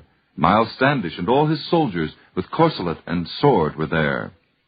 And sobbing and tears and gladness had each in its turn the sway, for the grave of sweet Rose Standish o'ershadowed Thanksgiving Day. And when Massasoit the sachem sat down with his 100 braves, and ate of the varied riches of gardens and woods and waves, and looked on the granaried harvest, with a blow on his brawny chest he muttered, "The good Great Spirit loves his white children best."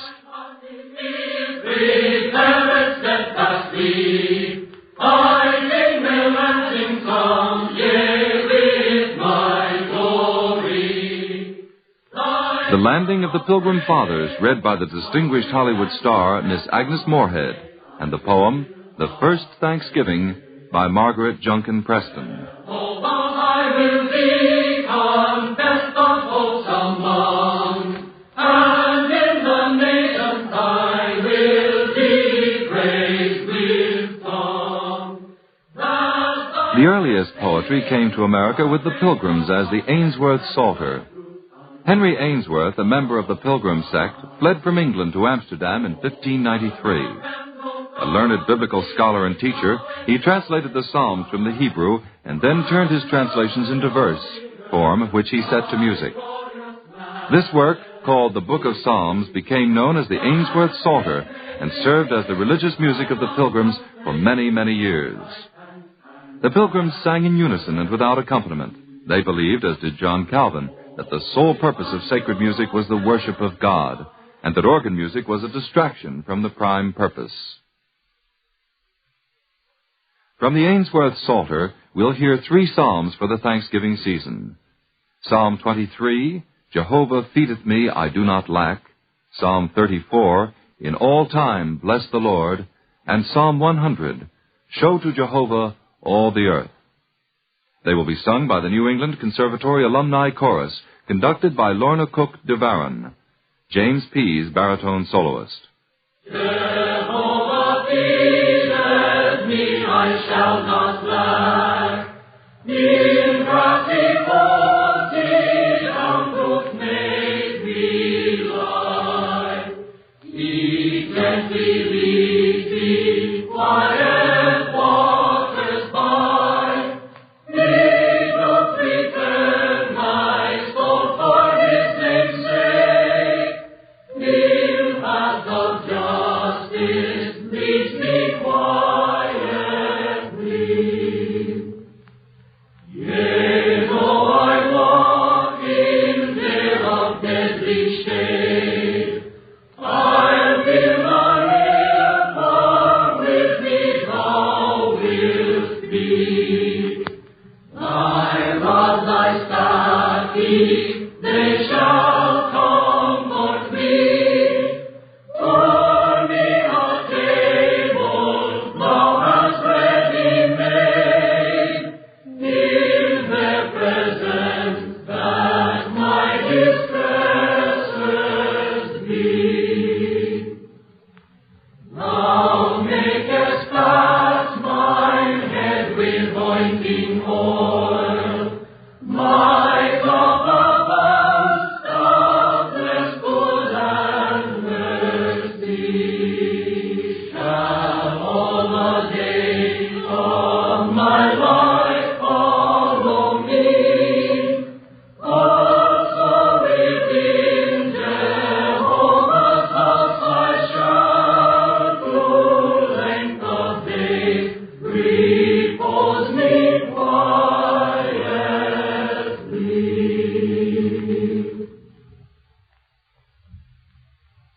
In all time bless the Lord will I, his praise within my mouth always. My soul shall in the Lord glory, the meek shall hear and joy shall say, Oh, magnify the Lord with me, his name together extol we. Lions are in penury stand, and they do hunger greedy be.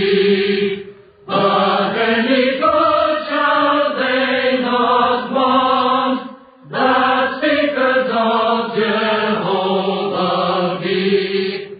Come, children, unto me, give ear. I will you learn Jehovah's fear.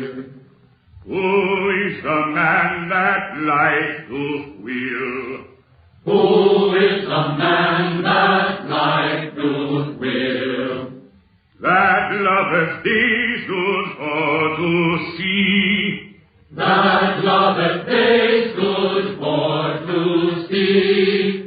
Refraining keep thy tongues from ill. Refraining keep thy tongues from ill. Thy lips from speaking fallacy.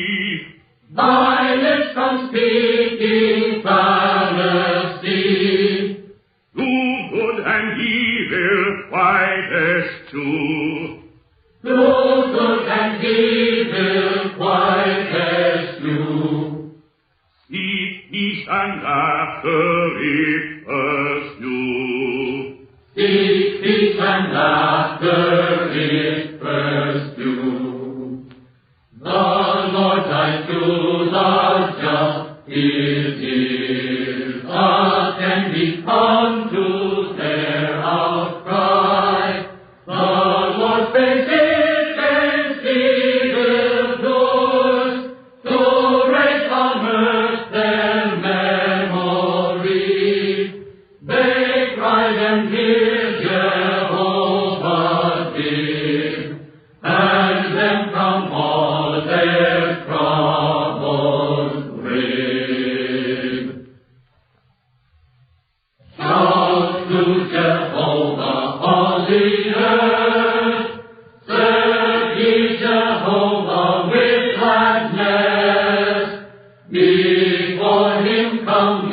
singing bird. Know that Jehovah He God is.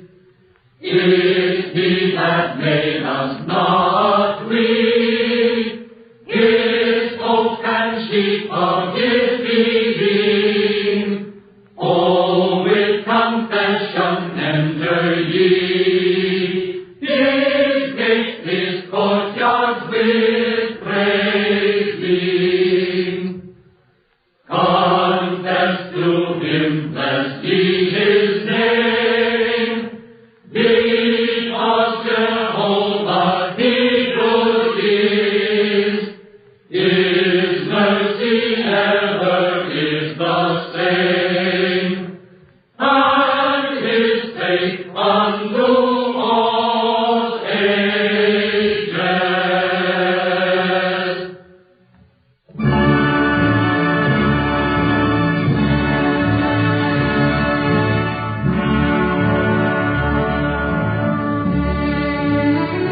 And so, Anthology number 38, dated Sunday, November 21st. Next week, Poetry and the Dance. Our guest will be Walter Sorrell of Dance Magazine. And as an added highlight, we'll present Mr. Sorrell's original verse narrative, Isadora Duncan, starring Miss Sidney Smith.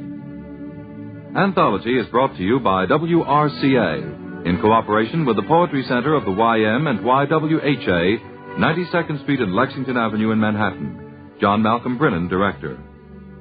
Next Sunday, at the Teresa L. Kaufman Auditorium, the Poetry Center will present E. E. Cummings, the indomitable enfant terrible of American poetry, reading from his prose and poetry.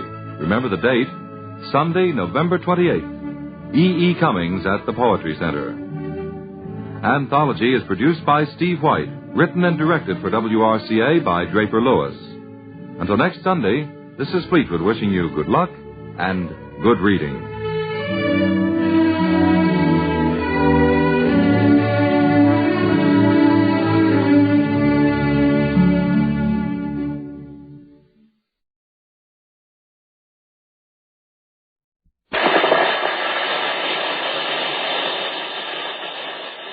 Alka-Seltzer for headaches. Alka-Seltzer for acid indigestion. Alka-Seltzer for cold discomfort. Alka-Seltzer presents the Quiz Kids.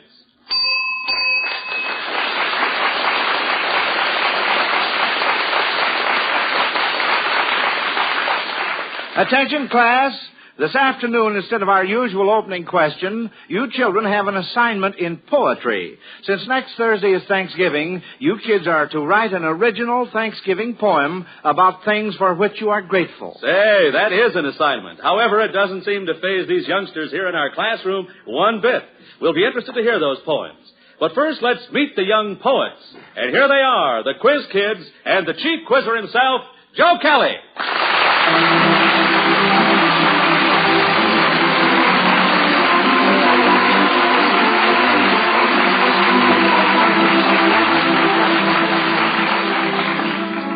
Thank you, Bob Murphy, and hello, everyone. I'm happy to mark so many of you present in school this afternoon. Now, before we start our question session, folks, I'd like to bring you up to date on the Quiz Kids' 4th annual Best Teacher Contest. Last Sunday was the opening date of our contest, and already the entries are really pouring in. And say, do we have a surprise for all you students and teachers? Just wait till you hear.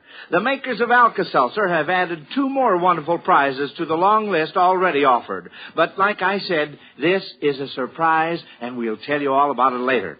Right now, it's time to get busy on today's schoolwork. Here we go with roll call. Lonnie? I'm Lonnie Lundy. I'm 12 years old and in the 8th grade at Lincoln Junior High School in Park Ridge, Illinois. Joel? I'm Joel Kupperman. I'm 12 years old and 8th grade in the Volta School. Richard? I am Richard Weixler. I'm 8 years old and in 4th grade at the University of Chicago Laboratory School. And returning to school, we have Ruthie. I'm Ruthie Deskin. I'm 14 years old, and I'm in 3B at South Shore High School. And the newcomer to class, Brant. I am Brant Ross. I am 11 years old, and I go to Lincoln School in Highland Park, Illinois. Well, now you kids heard your assignment from Miss Helen May of Buffalo, New York, which calls for an original Thanksgiving poem on things for which you children are grateful. Now, you will have to work on the poems at the same time you are answering questions, and I'll call for them later on in the program. In the meantime, try this question from Lynn D. Thomas of Rockwell City, Iowa. The name of what kind of postage stamp pronounced in reverse suggests what thing that England has not had since the coronation of its last king? What kind of postage stamp pronounced in reverse? Suggest, Joel?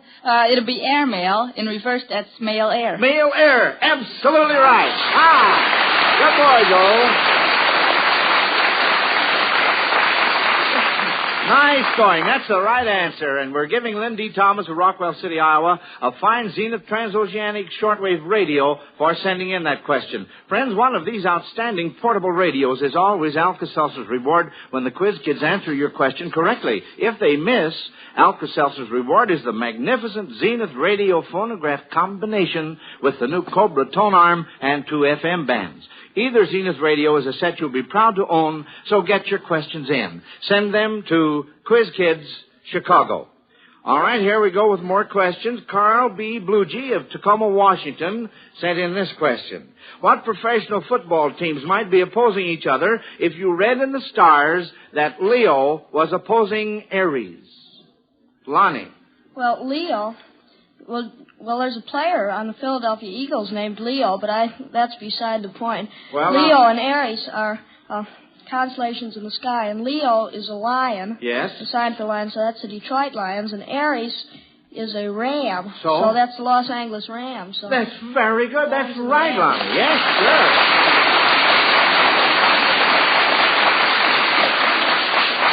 How did the Los Angeles Rams come out last Sunday, Lonnie? Last Sunday, let's see, the Rams played, What did they play? I've forgotten the Sunday before, I know. Joe? I think they played the Packers. No, they played the New York Giants. So how'd the game come out? Joe? I think the Giants won. No. No, the Los Angeles Rams defeated the New York Giants 52-37. Well, now, let's get back to the question. If Ursa Major were versus Aquila, Richard. Well, Aquila is the eagle. The eagle, so? And, Ursa Major. Ursa Major is the big bear. Big bear, so what? So it would be the Chicago Bears and the Philadelphia Eagles. Right, that's right. Yes, sir.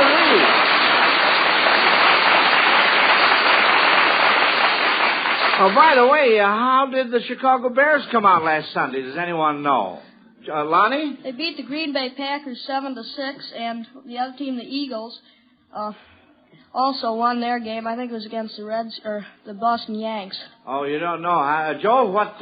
Well, I know they must have won because they only have one defeat, and they got that 3 or 4 weeks ago. Yeah, I think the Bears and the Cardinals are tied for first place, aren't they? Well, that's the Western Division. In the Eastern Division, the Eagles are first. Oh, I beg your pardon. Yes. Well, I knew it was. I knew it was in one of those divisions. That's sure. Now, here's a musical quiz from Carol Ann Dubois of New Concord, Ohio. Our organist Howard Peterson will play parts of 3 songs, and one word in each of the titles will suggest the title of a Shakespearean play. Now, you must get 2 out of 3 on this, kids. Here's the first one. Lonnie? Well, the play would be 12th Night. The piece is 12th Street Rag. 12th Street Rag and 12th Night. That's right. All right, let's see if we can get the next one.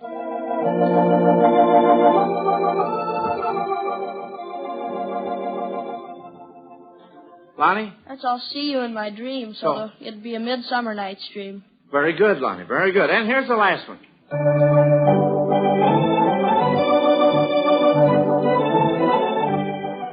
Joel? I've gotten plenty of nothing. And so that's play. Let's see. What Shakespearean play? Ruthie? Much Ado About Nothing. Much Ado About Nothing. Right.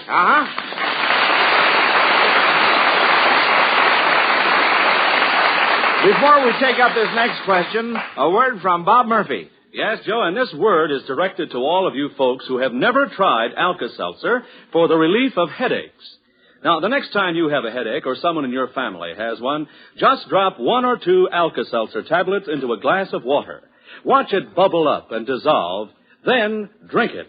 You'll be amazed and delighted at how quickly this glass of sparkling Alka-Seltzer brings relief from the pain and distress of your headache. It's not like taking pills at all. It's so pleasant to take, so gentle and soothing, yet so fast in relieving the pain that you'll be delighted because your headache can be relieved almost before you know it. If you're one of the few people then who have never taken Alka-Seltzer for headache pain, the next time you have a headache, all we ask you to do is try it. Alka-Seltzer will do the rest. Your money refunded if Alka-Seltzer does not please you. Ask your druggist for Alka-Seltzer and try it for amazingly fast relief from headaches or acid indigestion or the distress of colds. We know that if you will try it, you'll never be without it in your home.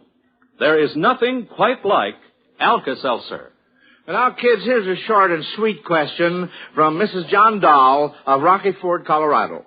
If you went to a candy counter and asked for a William Sidney Porter, what might you expect to get, Ruthie? O. Henry. O. Henry, why? Well, O. Henry was William Sidney Porter's pen name. That's right, absolutely. How about a Joe DiMaggio? Joe. Big Yank. Big Yank is right, absolutely. Good boy, Joe. You kids certainly know your candy bars, all right. Well, now this question from Thomas H. Elliott of Boston, Massachusetts, suggests the idea that a lot of people are timid about listening to music by the old classic masters just because the very names of the composers sound so impressive the people are afraid the music will be above them. But if the composers' names were translated into English, they really would become very commonplace. For instance, if you heard a musical number by Johann Bach, you might like it better if you realized it was a little something written by whom? Ruthie? John Brooke. John Brooke. Yes, right, And if you heard something written by Giuseppe Verdi, it would really be written by whom? Lonnie? Well, Joseph is the translation of Giuseppe. And how about Verdi? Ruthie? Joe Green. Joe Green, yeah.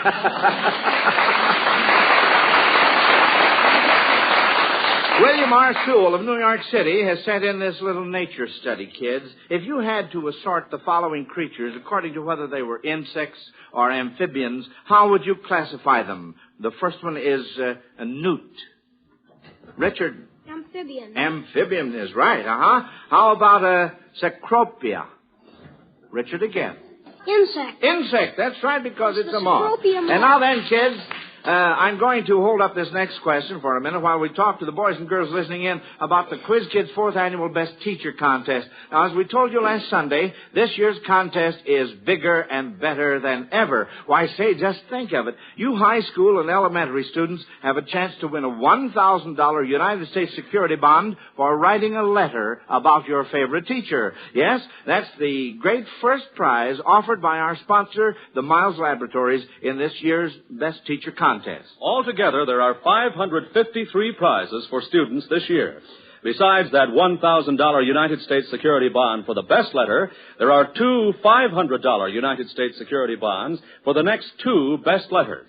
20 fine Schwinn bicycles with built-in fender light, kick stands, tank, and horn for the next 20 best letters. And 30 beautiful 17-jewel Wittnauer watches by Longines Wittnauer Watch Company for the next 30 best letters. And 500 gold-plated Quiz Kids pins and honor certificates for the next 500 best letters. That's 553 prizes for the students who write in about their favorite teacher this year. And wait a minute. Now, remember I said we had a surprise for you? Well, listen, here it is. Along with the grand first prize of a $1,000 United States security bond, the makers of Alka-Seltzer have arranged for the student who wins this prize to have a wonderful 2-week trip. Yes, it's the Three Nations Tour conducted by the Happiness Tour Travel Agency of Chicago. Now, that word wonderful doesn't even begin to describe this fascinating Three Nations Tour, boys and girls. You take your mother or your father with you, and you travel to Canada, Old Mexico, and here in the United States you'll see such sites as the Pacific Northwest, Hollywood, Catalina, Carlsbad Caverns. Oh, say, this is a trip you'll remember all your life. This happiness tour can be yours if your letter wins first prize. And do we have a surprise for the winning teacher, Joe? Oh, you bet we do, Bob. You already know that the teacher who wins the honor of being selected the best teacher of 1949 will be given a grand cash prize of $2,500 for a full year of study at any university or college, will appear on our nationwide Quiz Kids program, and be royally entertained for a week here in Chicago with all expenses paid. Now then, in addition to that, the makers of Alka-Seltzer have arranged a trip to Miami Beach, Florida for this year's winning teacher. Yes, sure, that's what I said. Some happy teacher will board a big new DC-6 Delta airliner and fly to Miami Beach, Florida for a week's stay at the McFadden Deauville Hotel on the ocean front. Now, I want to say to all you boys and girls listening in, that happy teacher can be your favorite teacher if your letter wins in our Best Teacher contest. That $1,000 bond can be yours. That exciting Three Nations Happiness Tour can be yours. So get busy on your letter and send it in. Here's all you do. Just write a letter of any length on the subject, "The Teacher Who Has Helped Me Most." Write your letter by yourself, without any help from your parents or your teacher, and send it to Quiz Kids Best Teacher Contest, Chicago 77, Illinois. Make yours a sincere, honest letter, remembering that what you say is more important than how you say it. And don't put off writing this letter that can mean so much to you and your favorite teacher. Do it right now. This contest closes midnight, December 18th. You can write about any teacher you now have or one you have had in the past, providing that teacher is still teaching. Be sure your letter contains your name, age, grade, and school, and home address, and the name and school of the teacher you write about. All letters become the property of the Scholarship Committee. Decisions of the judges will be final, and in case of ties, duplicate prizes will be awarded. Don't forget now, you grade school and high school students, write a letter about the teacher who has helped you most, and send it to Quiz Kids Best Teacher Contest, Chicago 77, Illinois. Well, let's see. We have more questions for you Quiz Kids, and here's one I think you'll like to try. Charles R. Anderson of Richmond, Indiana, has a chemistry textbook published in 1944. Can you name 6 changes or additions you would have to make in the table of elements to bring it up to date? Ruthie? Well, for one thing, Missourium, number 43 in the elements, was changed to technetium. That's right. And the symbol is TC. And then for another thing, Illinium, number 61, was changed to promethium just recently. That's not sure, but they're almost positive of that. And albumine, number 85, was changed to astatine. And number 87, virginium, was changed to francium. Yes. And then the new elements were also discovered, the artificial elements. All right. Some of those were neptunium, number 93, plutonium, number 94, americium, number 95, and curium, number 96. Well, that takes them all in, doesn't it? That's wonderful, Ruthie. Wonderful.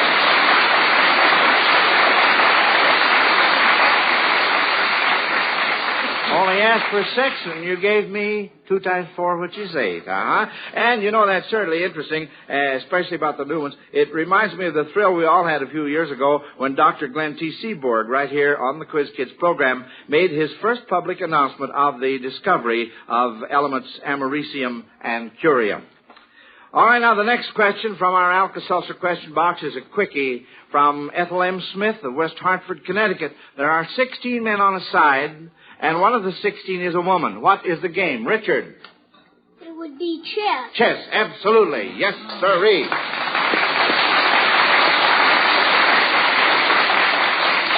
Next question coming up is a math question from Frank Rosenthal of Detroit, Michigan. If you use all the digits from 0 through 9 as often as you like, how many 5-digit numbers can you make? Now, you have pencil and paper for writing your poems, but I'm going to ask you to work this in your heads. Joe? Well, it'll be all the numbers from 9,999, from 10,000 to 99,999. So that would be 90,000 numbers. 90,000 is absolutely right. That was plenty quick, Joe. Plenty quick. Now, I've just had the nod from Bob Murphy, and it means that he has his crystal ball all set up, and we're going to have a look into the future. Right you are, Professor Kelly. Look closely now, Professor, and tell me what you see. Okay. Well?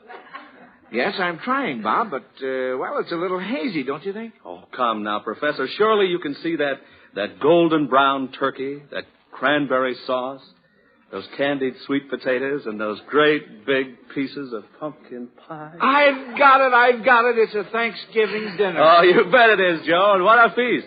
Why, the table is full to overflowing with all the good things to eat. And say, you know, Mother, when the folks sit down to that wonderful Thanksgiving dinner you cooked for them next Thursday, they're not going to give too much thought to the consequences of overeating. So, Mother, be on the safe side. Here's a suggestion. Check that Alka-Seltzer supply in advance. Yes, make sure you have Alka-Seltzer on hand in case some of the folks enjoy too much Thanksgiving dinner and, as a result, have acid indigestion. You know, Alka-Seltzer offers amazingly fast and wonderfully soothing relief from acid indigestion.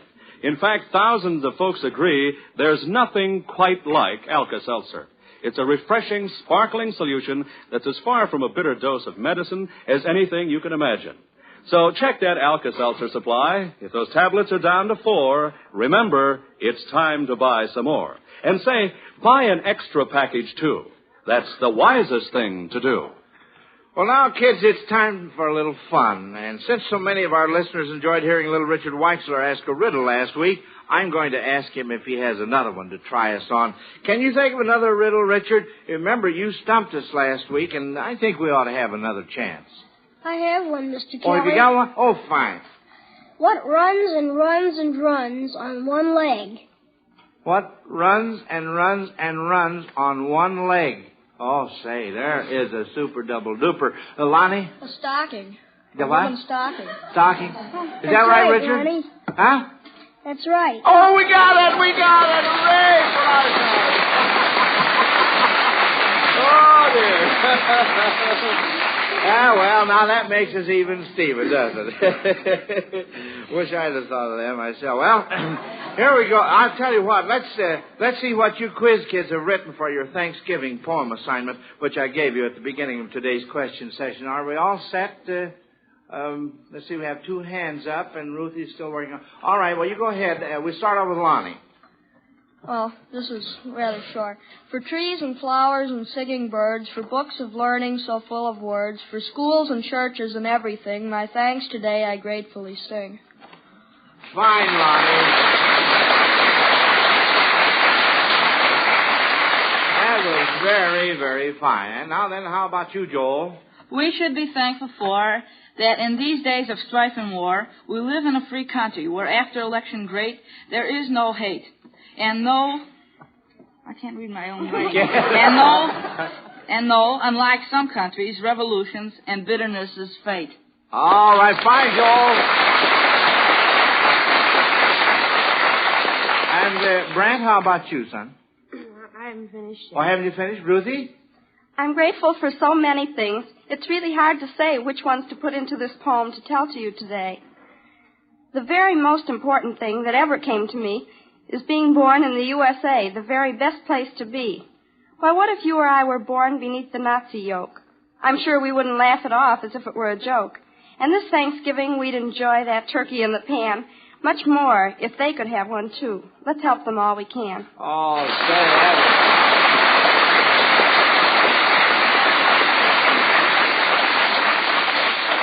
That was a dandy, Ruthie. And, Brant, have you finished yet?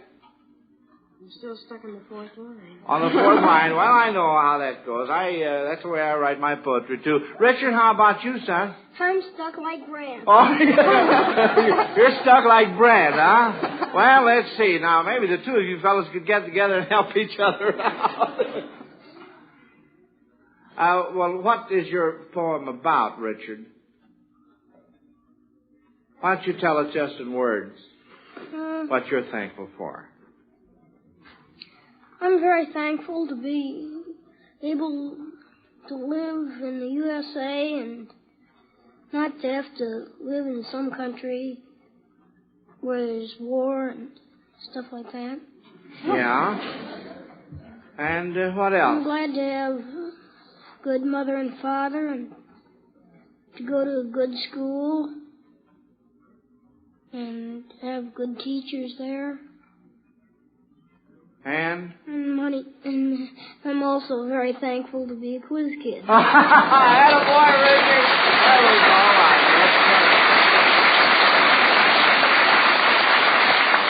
All right. You just see how you can make up a little poem there without even using a pencil and piece of paper. That was just dandy. And, Brant, how about you? Can you sort of add the last or fourth line there from your mind instead of writing it down? How does it start out? Let's hear. Dear God, I thank you for everything you have given to us. Well, I think that's plenty. That certainly is. That's very fine. That's very good stuff.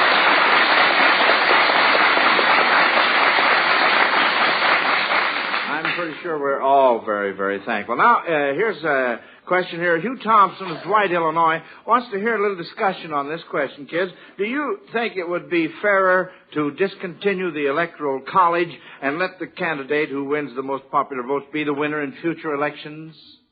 Joel? Well, yes, because in some states, say where not many people vote, or in the largest states, they may carry the election. And the popular vote, actually, that's the principle of electing. It really isn't quite fair, though we might be able to keep on the Electoral College if we use a proportional system by dividing the state's electoral vote according to how much percent the candidates get out of it.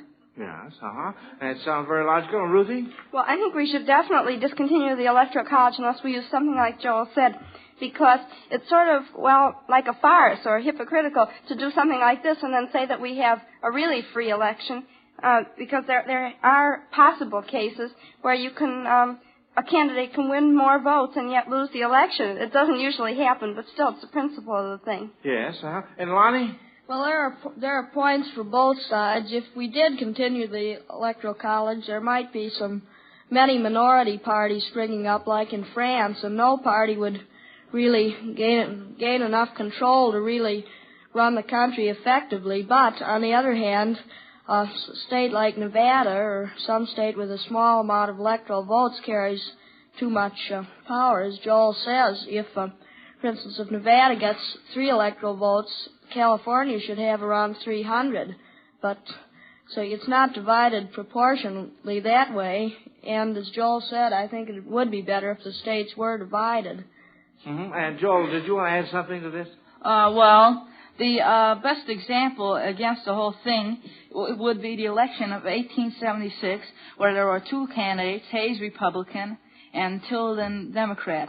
Tilden got a majority vote, but according to the electoral system, Hayes was elected, and he was a minority president.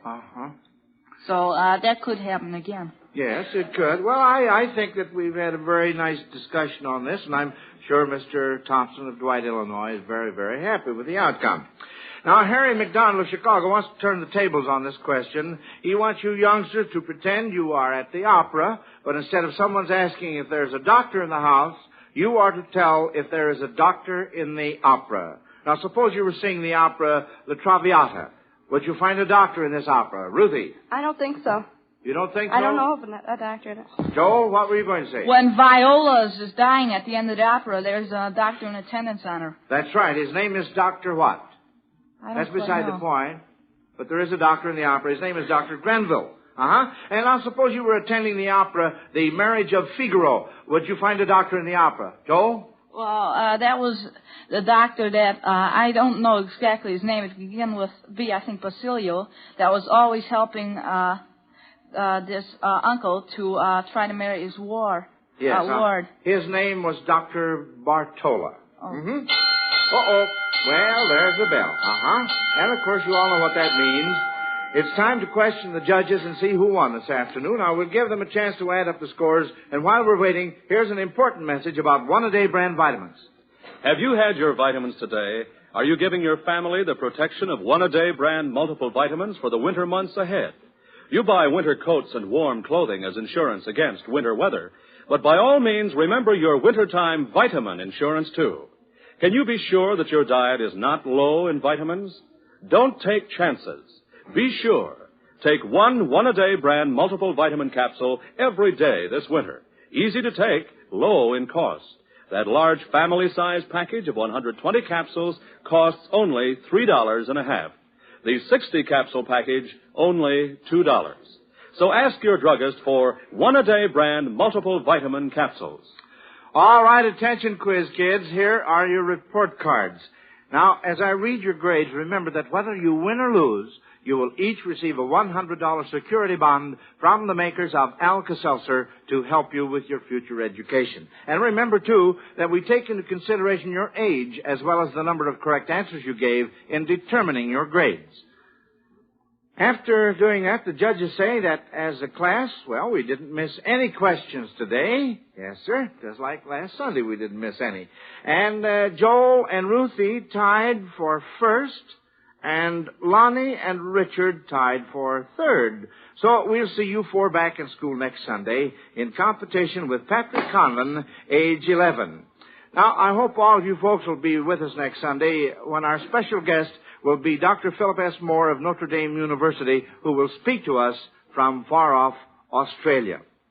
And between now and next week, all you boys and girls listening in, I want you to be sure and get busy on the letter you are going to send in to our Best Teacher contest.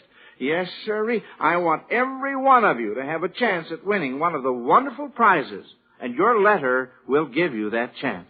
So write it and send it to Quiz Kids Best Teacher Contest, Chicago 77, Illinois.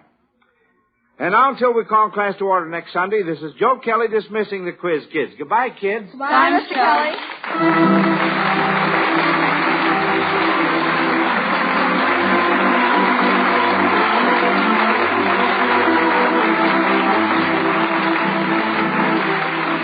Listen to the Quiz Kids every week and listen to Alka-Seltzer's News of the World every Monday through Friday on most of these NBC stations. This is Bob Murphy speaking.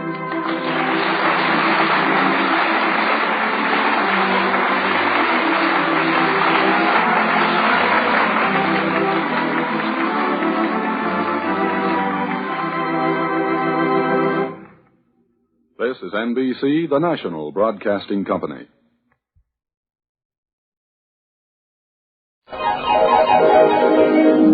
The Liberace Program, transcribed from Hollywood.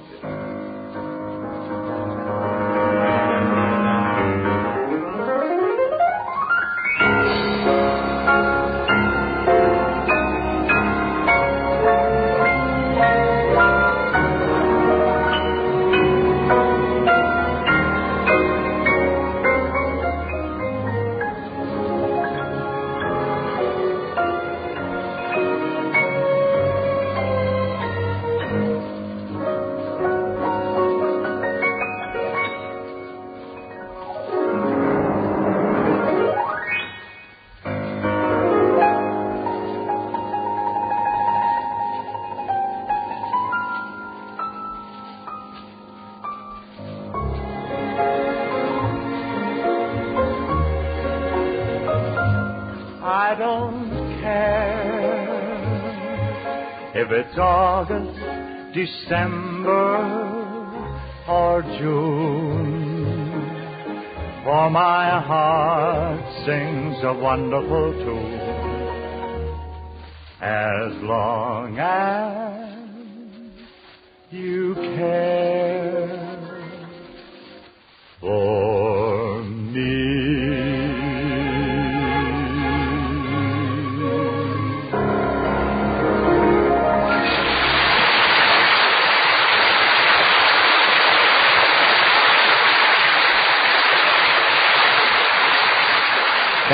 Thank you very, very much, everyone, for your wonderful welcome.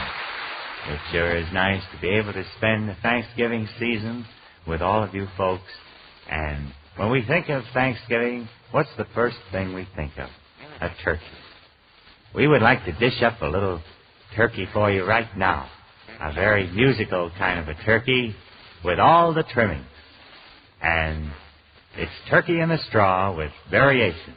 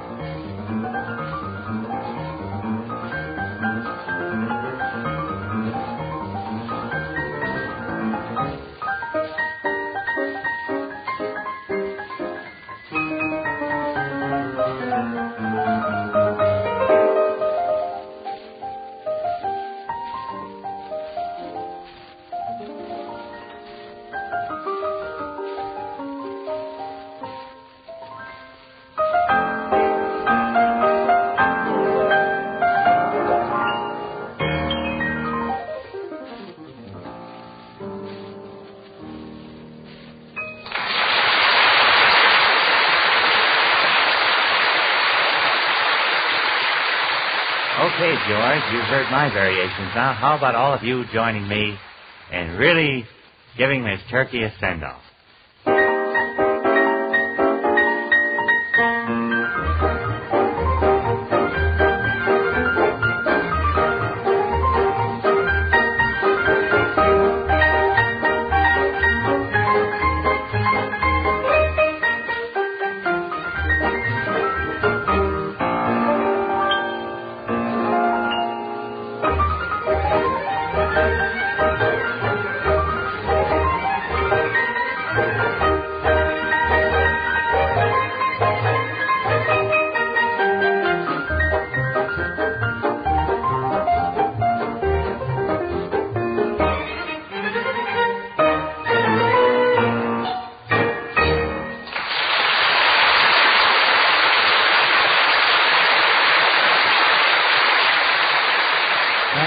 Thank you very, very much.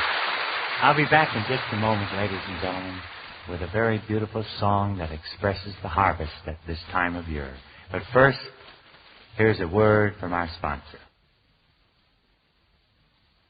And now, ladies and gentlemen, to continue with our Thanksgiving program, I would like to express in this next bit of music the bountiful harvest of the Thanksgiving season. And I hope this harvest will bring you not only plenty of good things to eat, but lots of happiness and good friendship and all the things that we can all be so grateful and thankful for at this time of the year.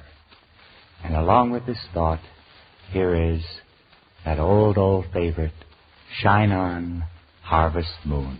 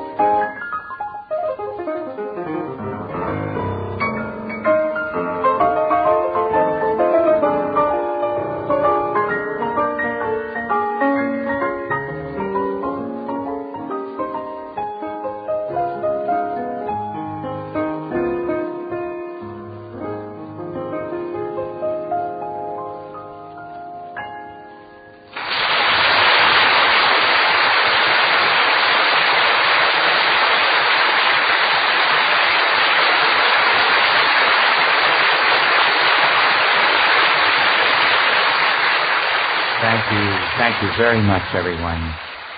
There's something about the harvest time of year that always makes me very grateful for the many blessings that we have.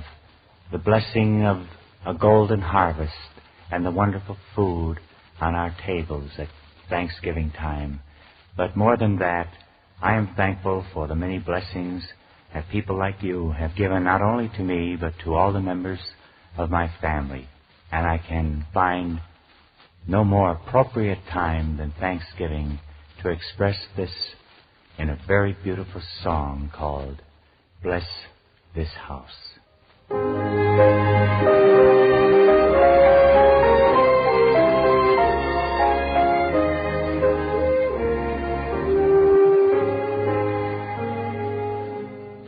Bless this house, O Lord, we pray. Make it safe by night and day. Bless these walls so firm and stout, keeping want and trouble out. Bless the roof and chimneys tall, let thy peace lie over all. Bless this door, that it may prove ever open to joy and love.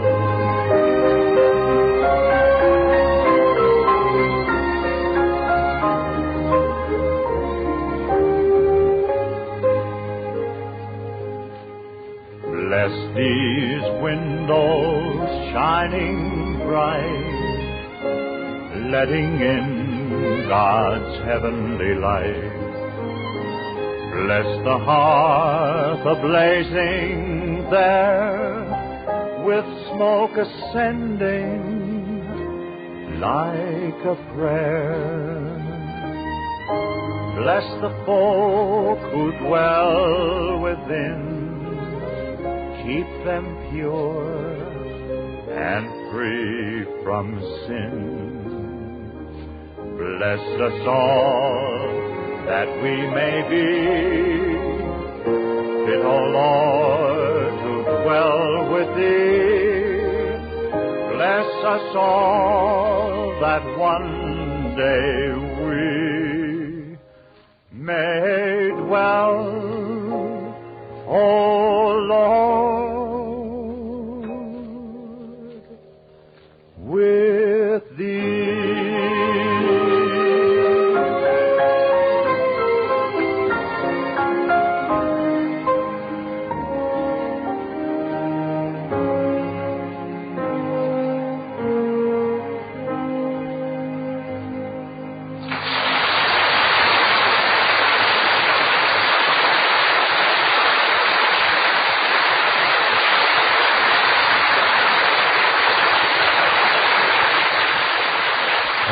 Very, very much, ladies and gentlemen. I'll be back in just a moment with a musical surprise for all of you, but first, here's a word from our sponsor. And now, ladies and gentlemen, here's that musical surprise I promised you. I'm sure that your home is no different than ours, because after we partake of that Thanksgiving feast, about all that's left of that turkey is the wishbone. And that was the inspiration for my writing a little composition which I call The Maiden's Wish.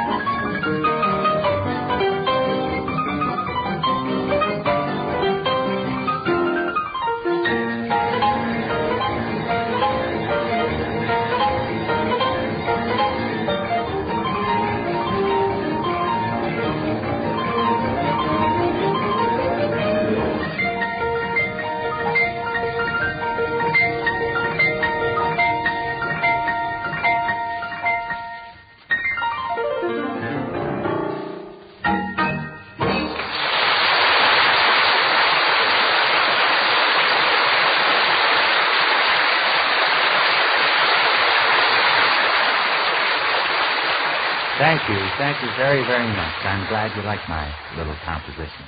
And now, ladies and gentlemen, I'm reminded of the first Thanksgiving. It's a wonderful scene. We see the pilgrims who have found their bountiful harvest, not only in the food, but in the great friendship they found with the newfound friends, the Indians. And after their great feast, there was celebration. And the Indians did a tribal dance around the fire. And they gave thanks to God for their many blessings. Picture, if you can, the Indians in their ritual fire dance.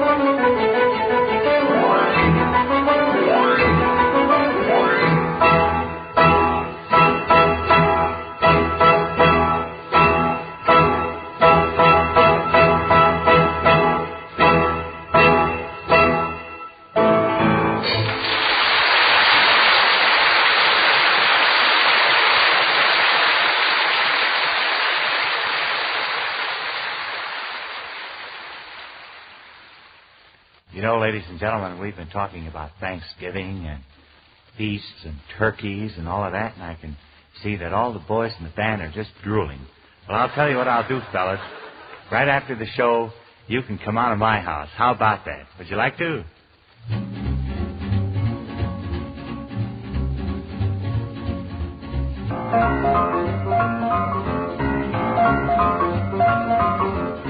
Come on to my house, I'm gonna give you candy. Come on to my house, I'm gonna give you a apple, a plum, and an apricot too. Come on to my house, come on. Come on to my house, come on.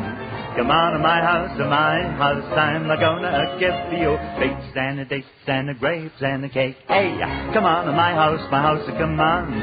Come on to my house, come on. Come on to my house, I'm gonna give you candy. Come on to my house, I'm gonna give you everything.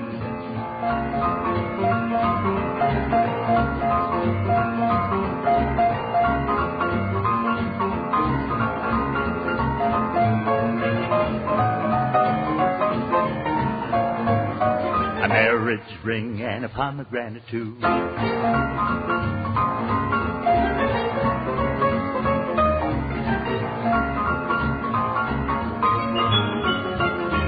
and a pear and I love your hair.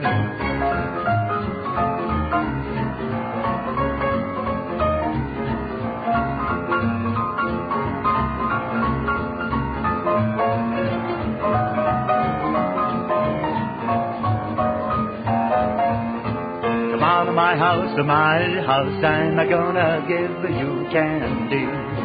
Come on to my house, I'm gonna give you a poem and a dance and a phonograph too. Come on to my house, come on. Come on to my house, come on. Come on to my house, I'm gonna give you all of my wage and a bird in the cage. Come on to my house, come on. Come on to my house, come on. Come on to my house, I'm gonna give you candy. Come on to my house, I'm gonna give you everything. I'm gonna give you a turkey wing, brandy sauce on the plum pudding, pumpkin pie and everything. Come on to my house, come on to my house.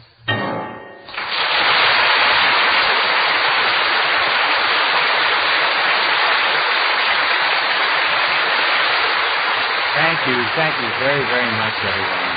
And from the look of everyone here in the orchestra, that hungry look has overtaken them, so I guess we better get off to my house.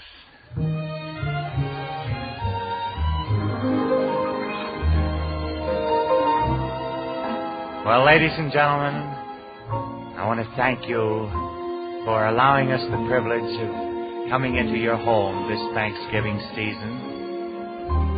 It's been a great pleasure and a privilege to give our thanks to all of you fine folks for all the wonderful things you've made possible for everyone in our show and everyone in the Liberace family, including yours truly, of course. God bless you all for being so wonderful. And I'll be looking at the moon, but I'll be seeing you.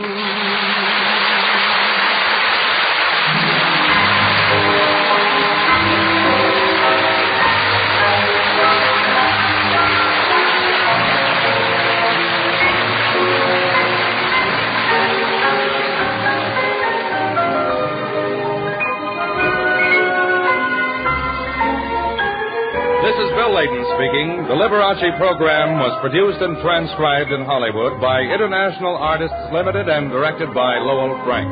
Orchestra conducted by George Liberace. Musical arrangements by Gordon Robinson. I'd like to remind you that all programs aired on same time, same station.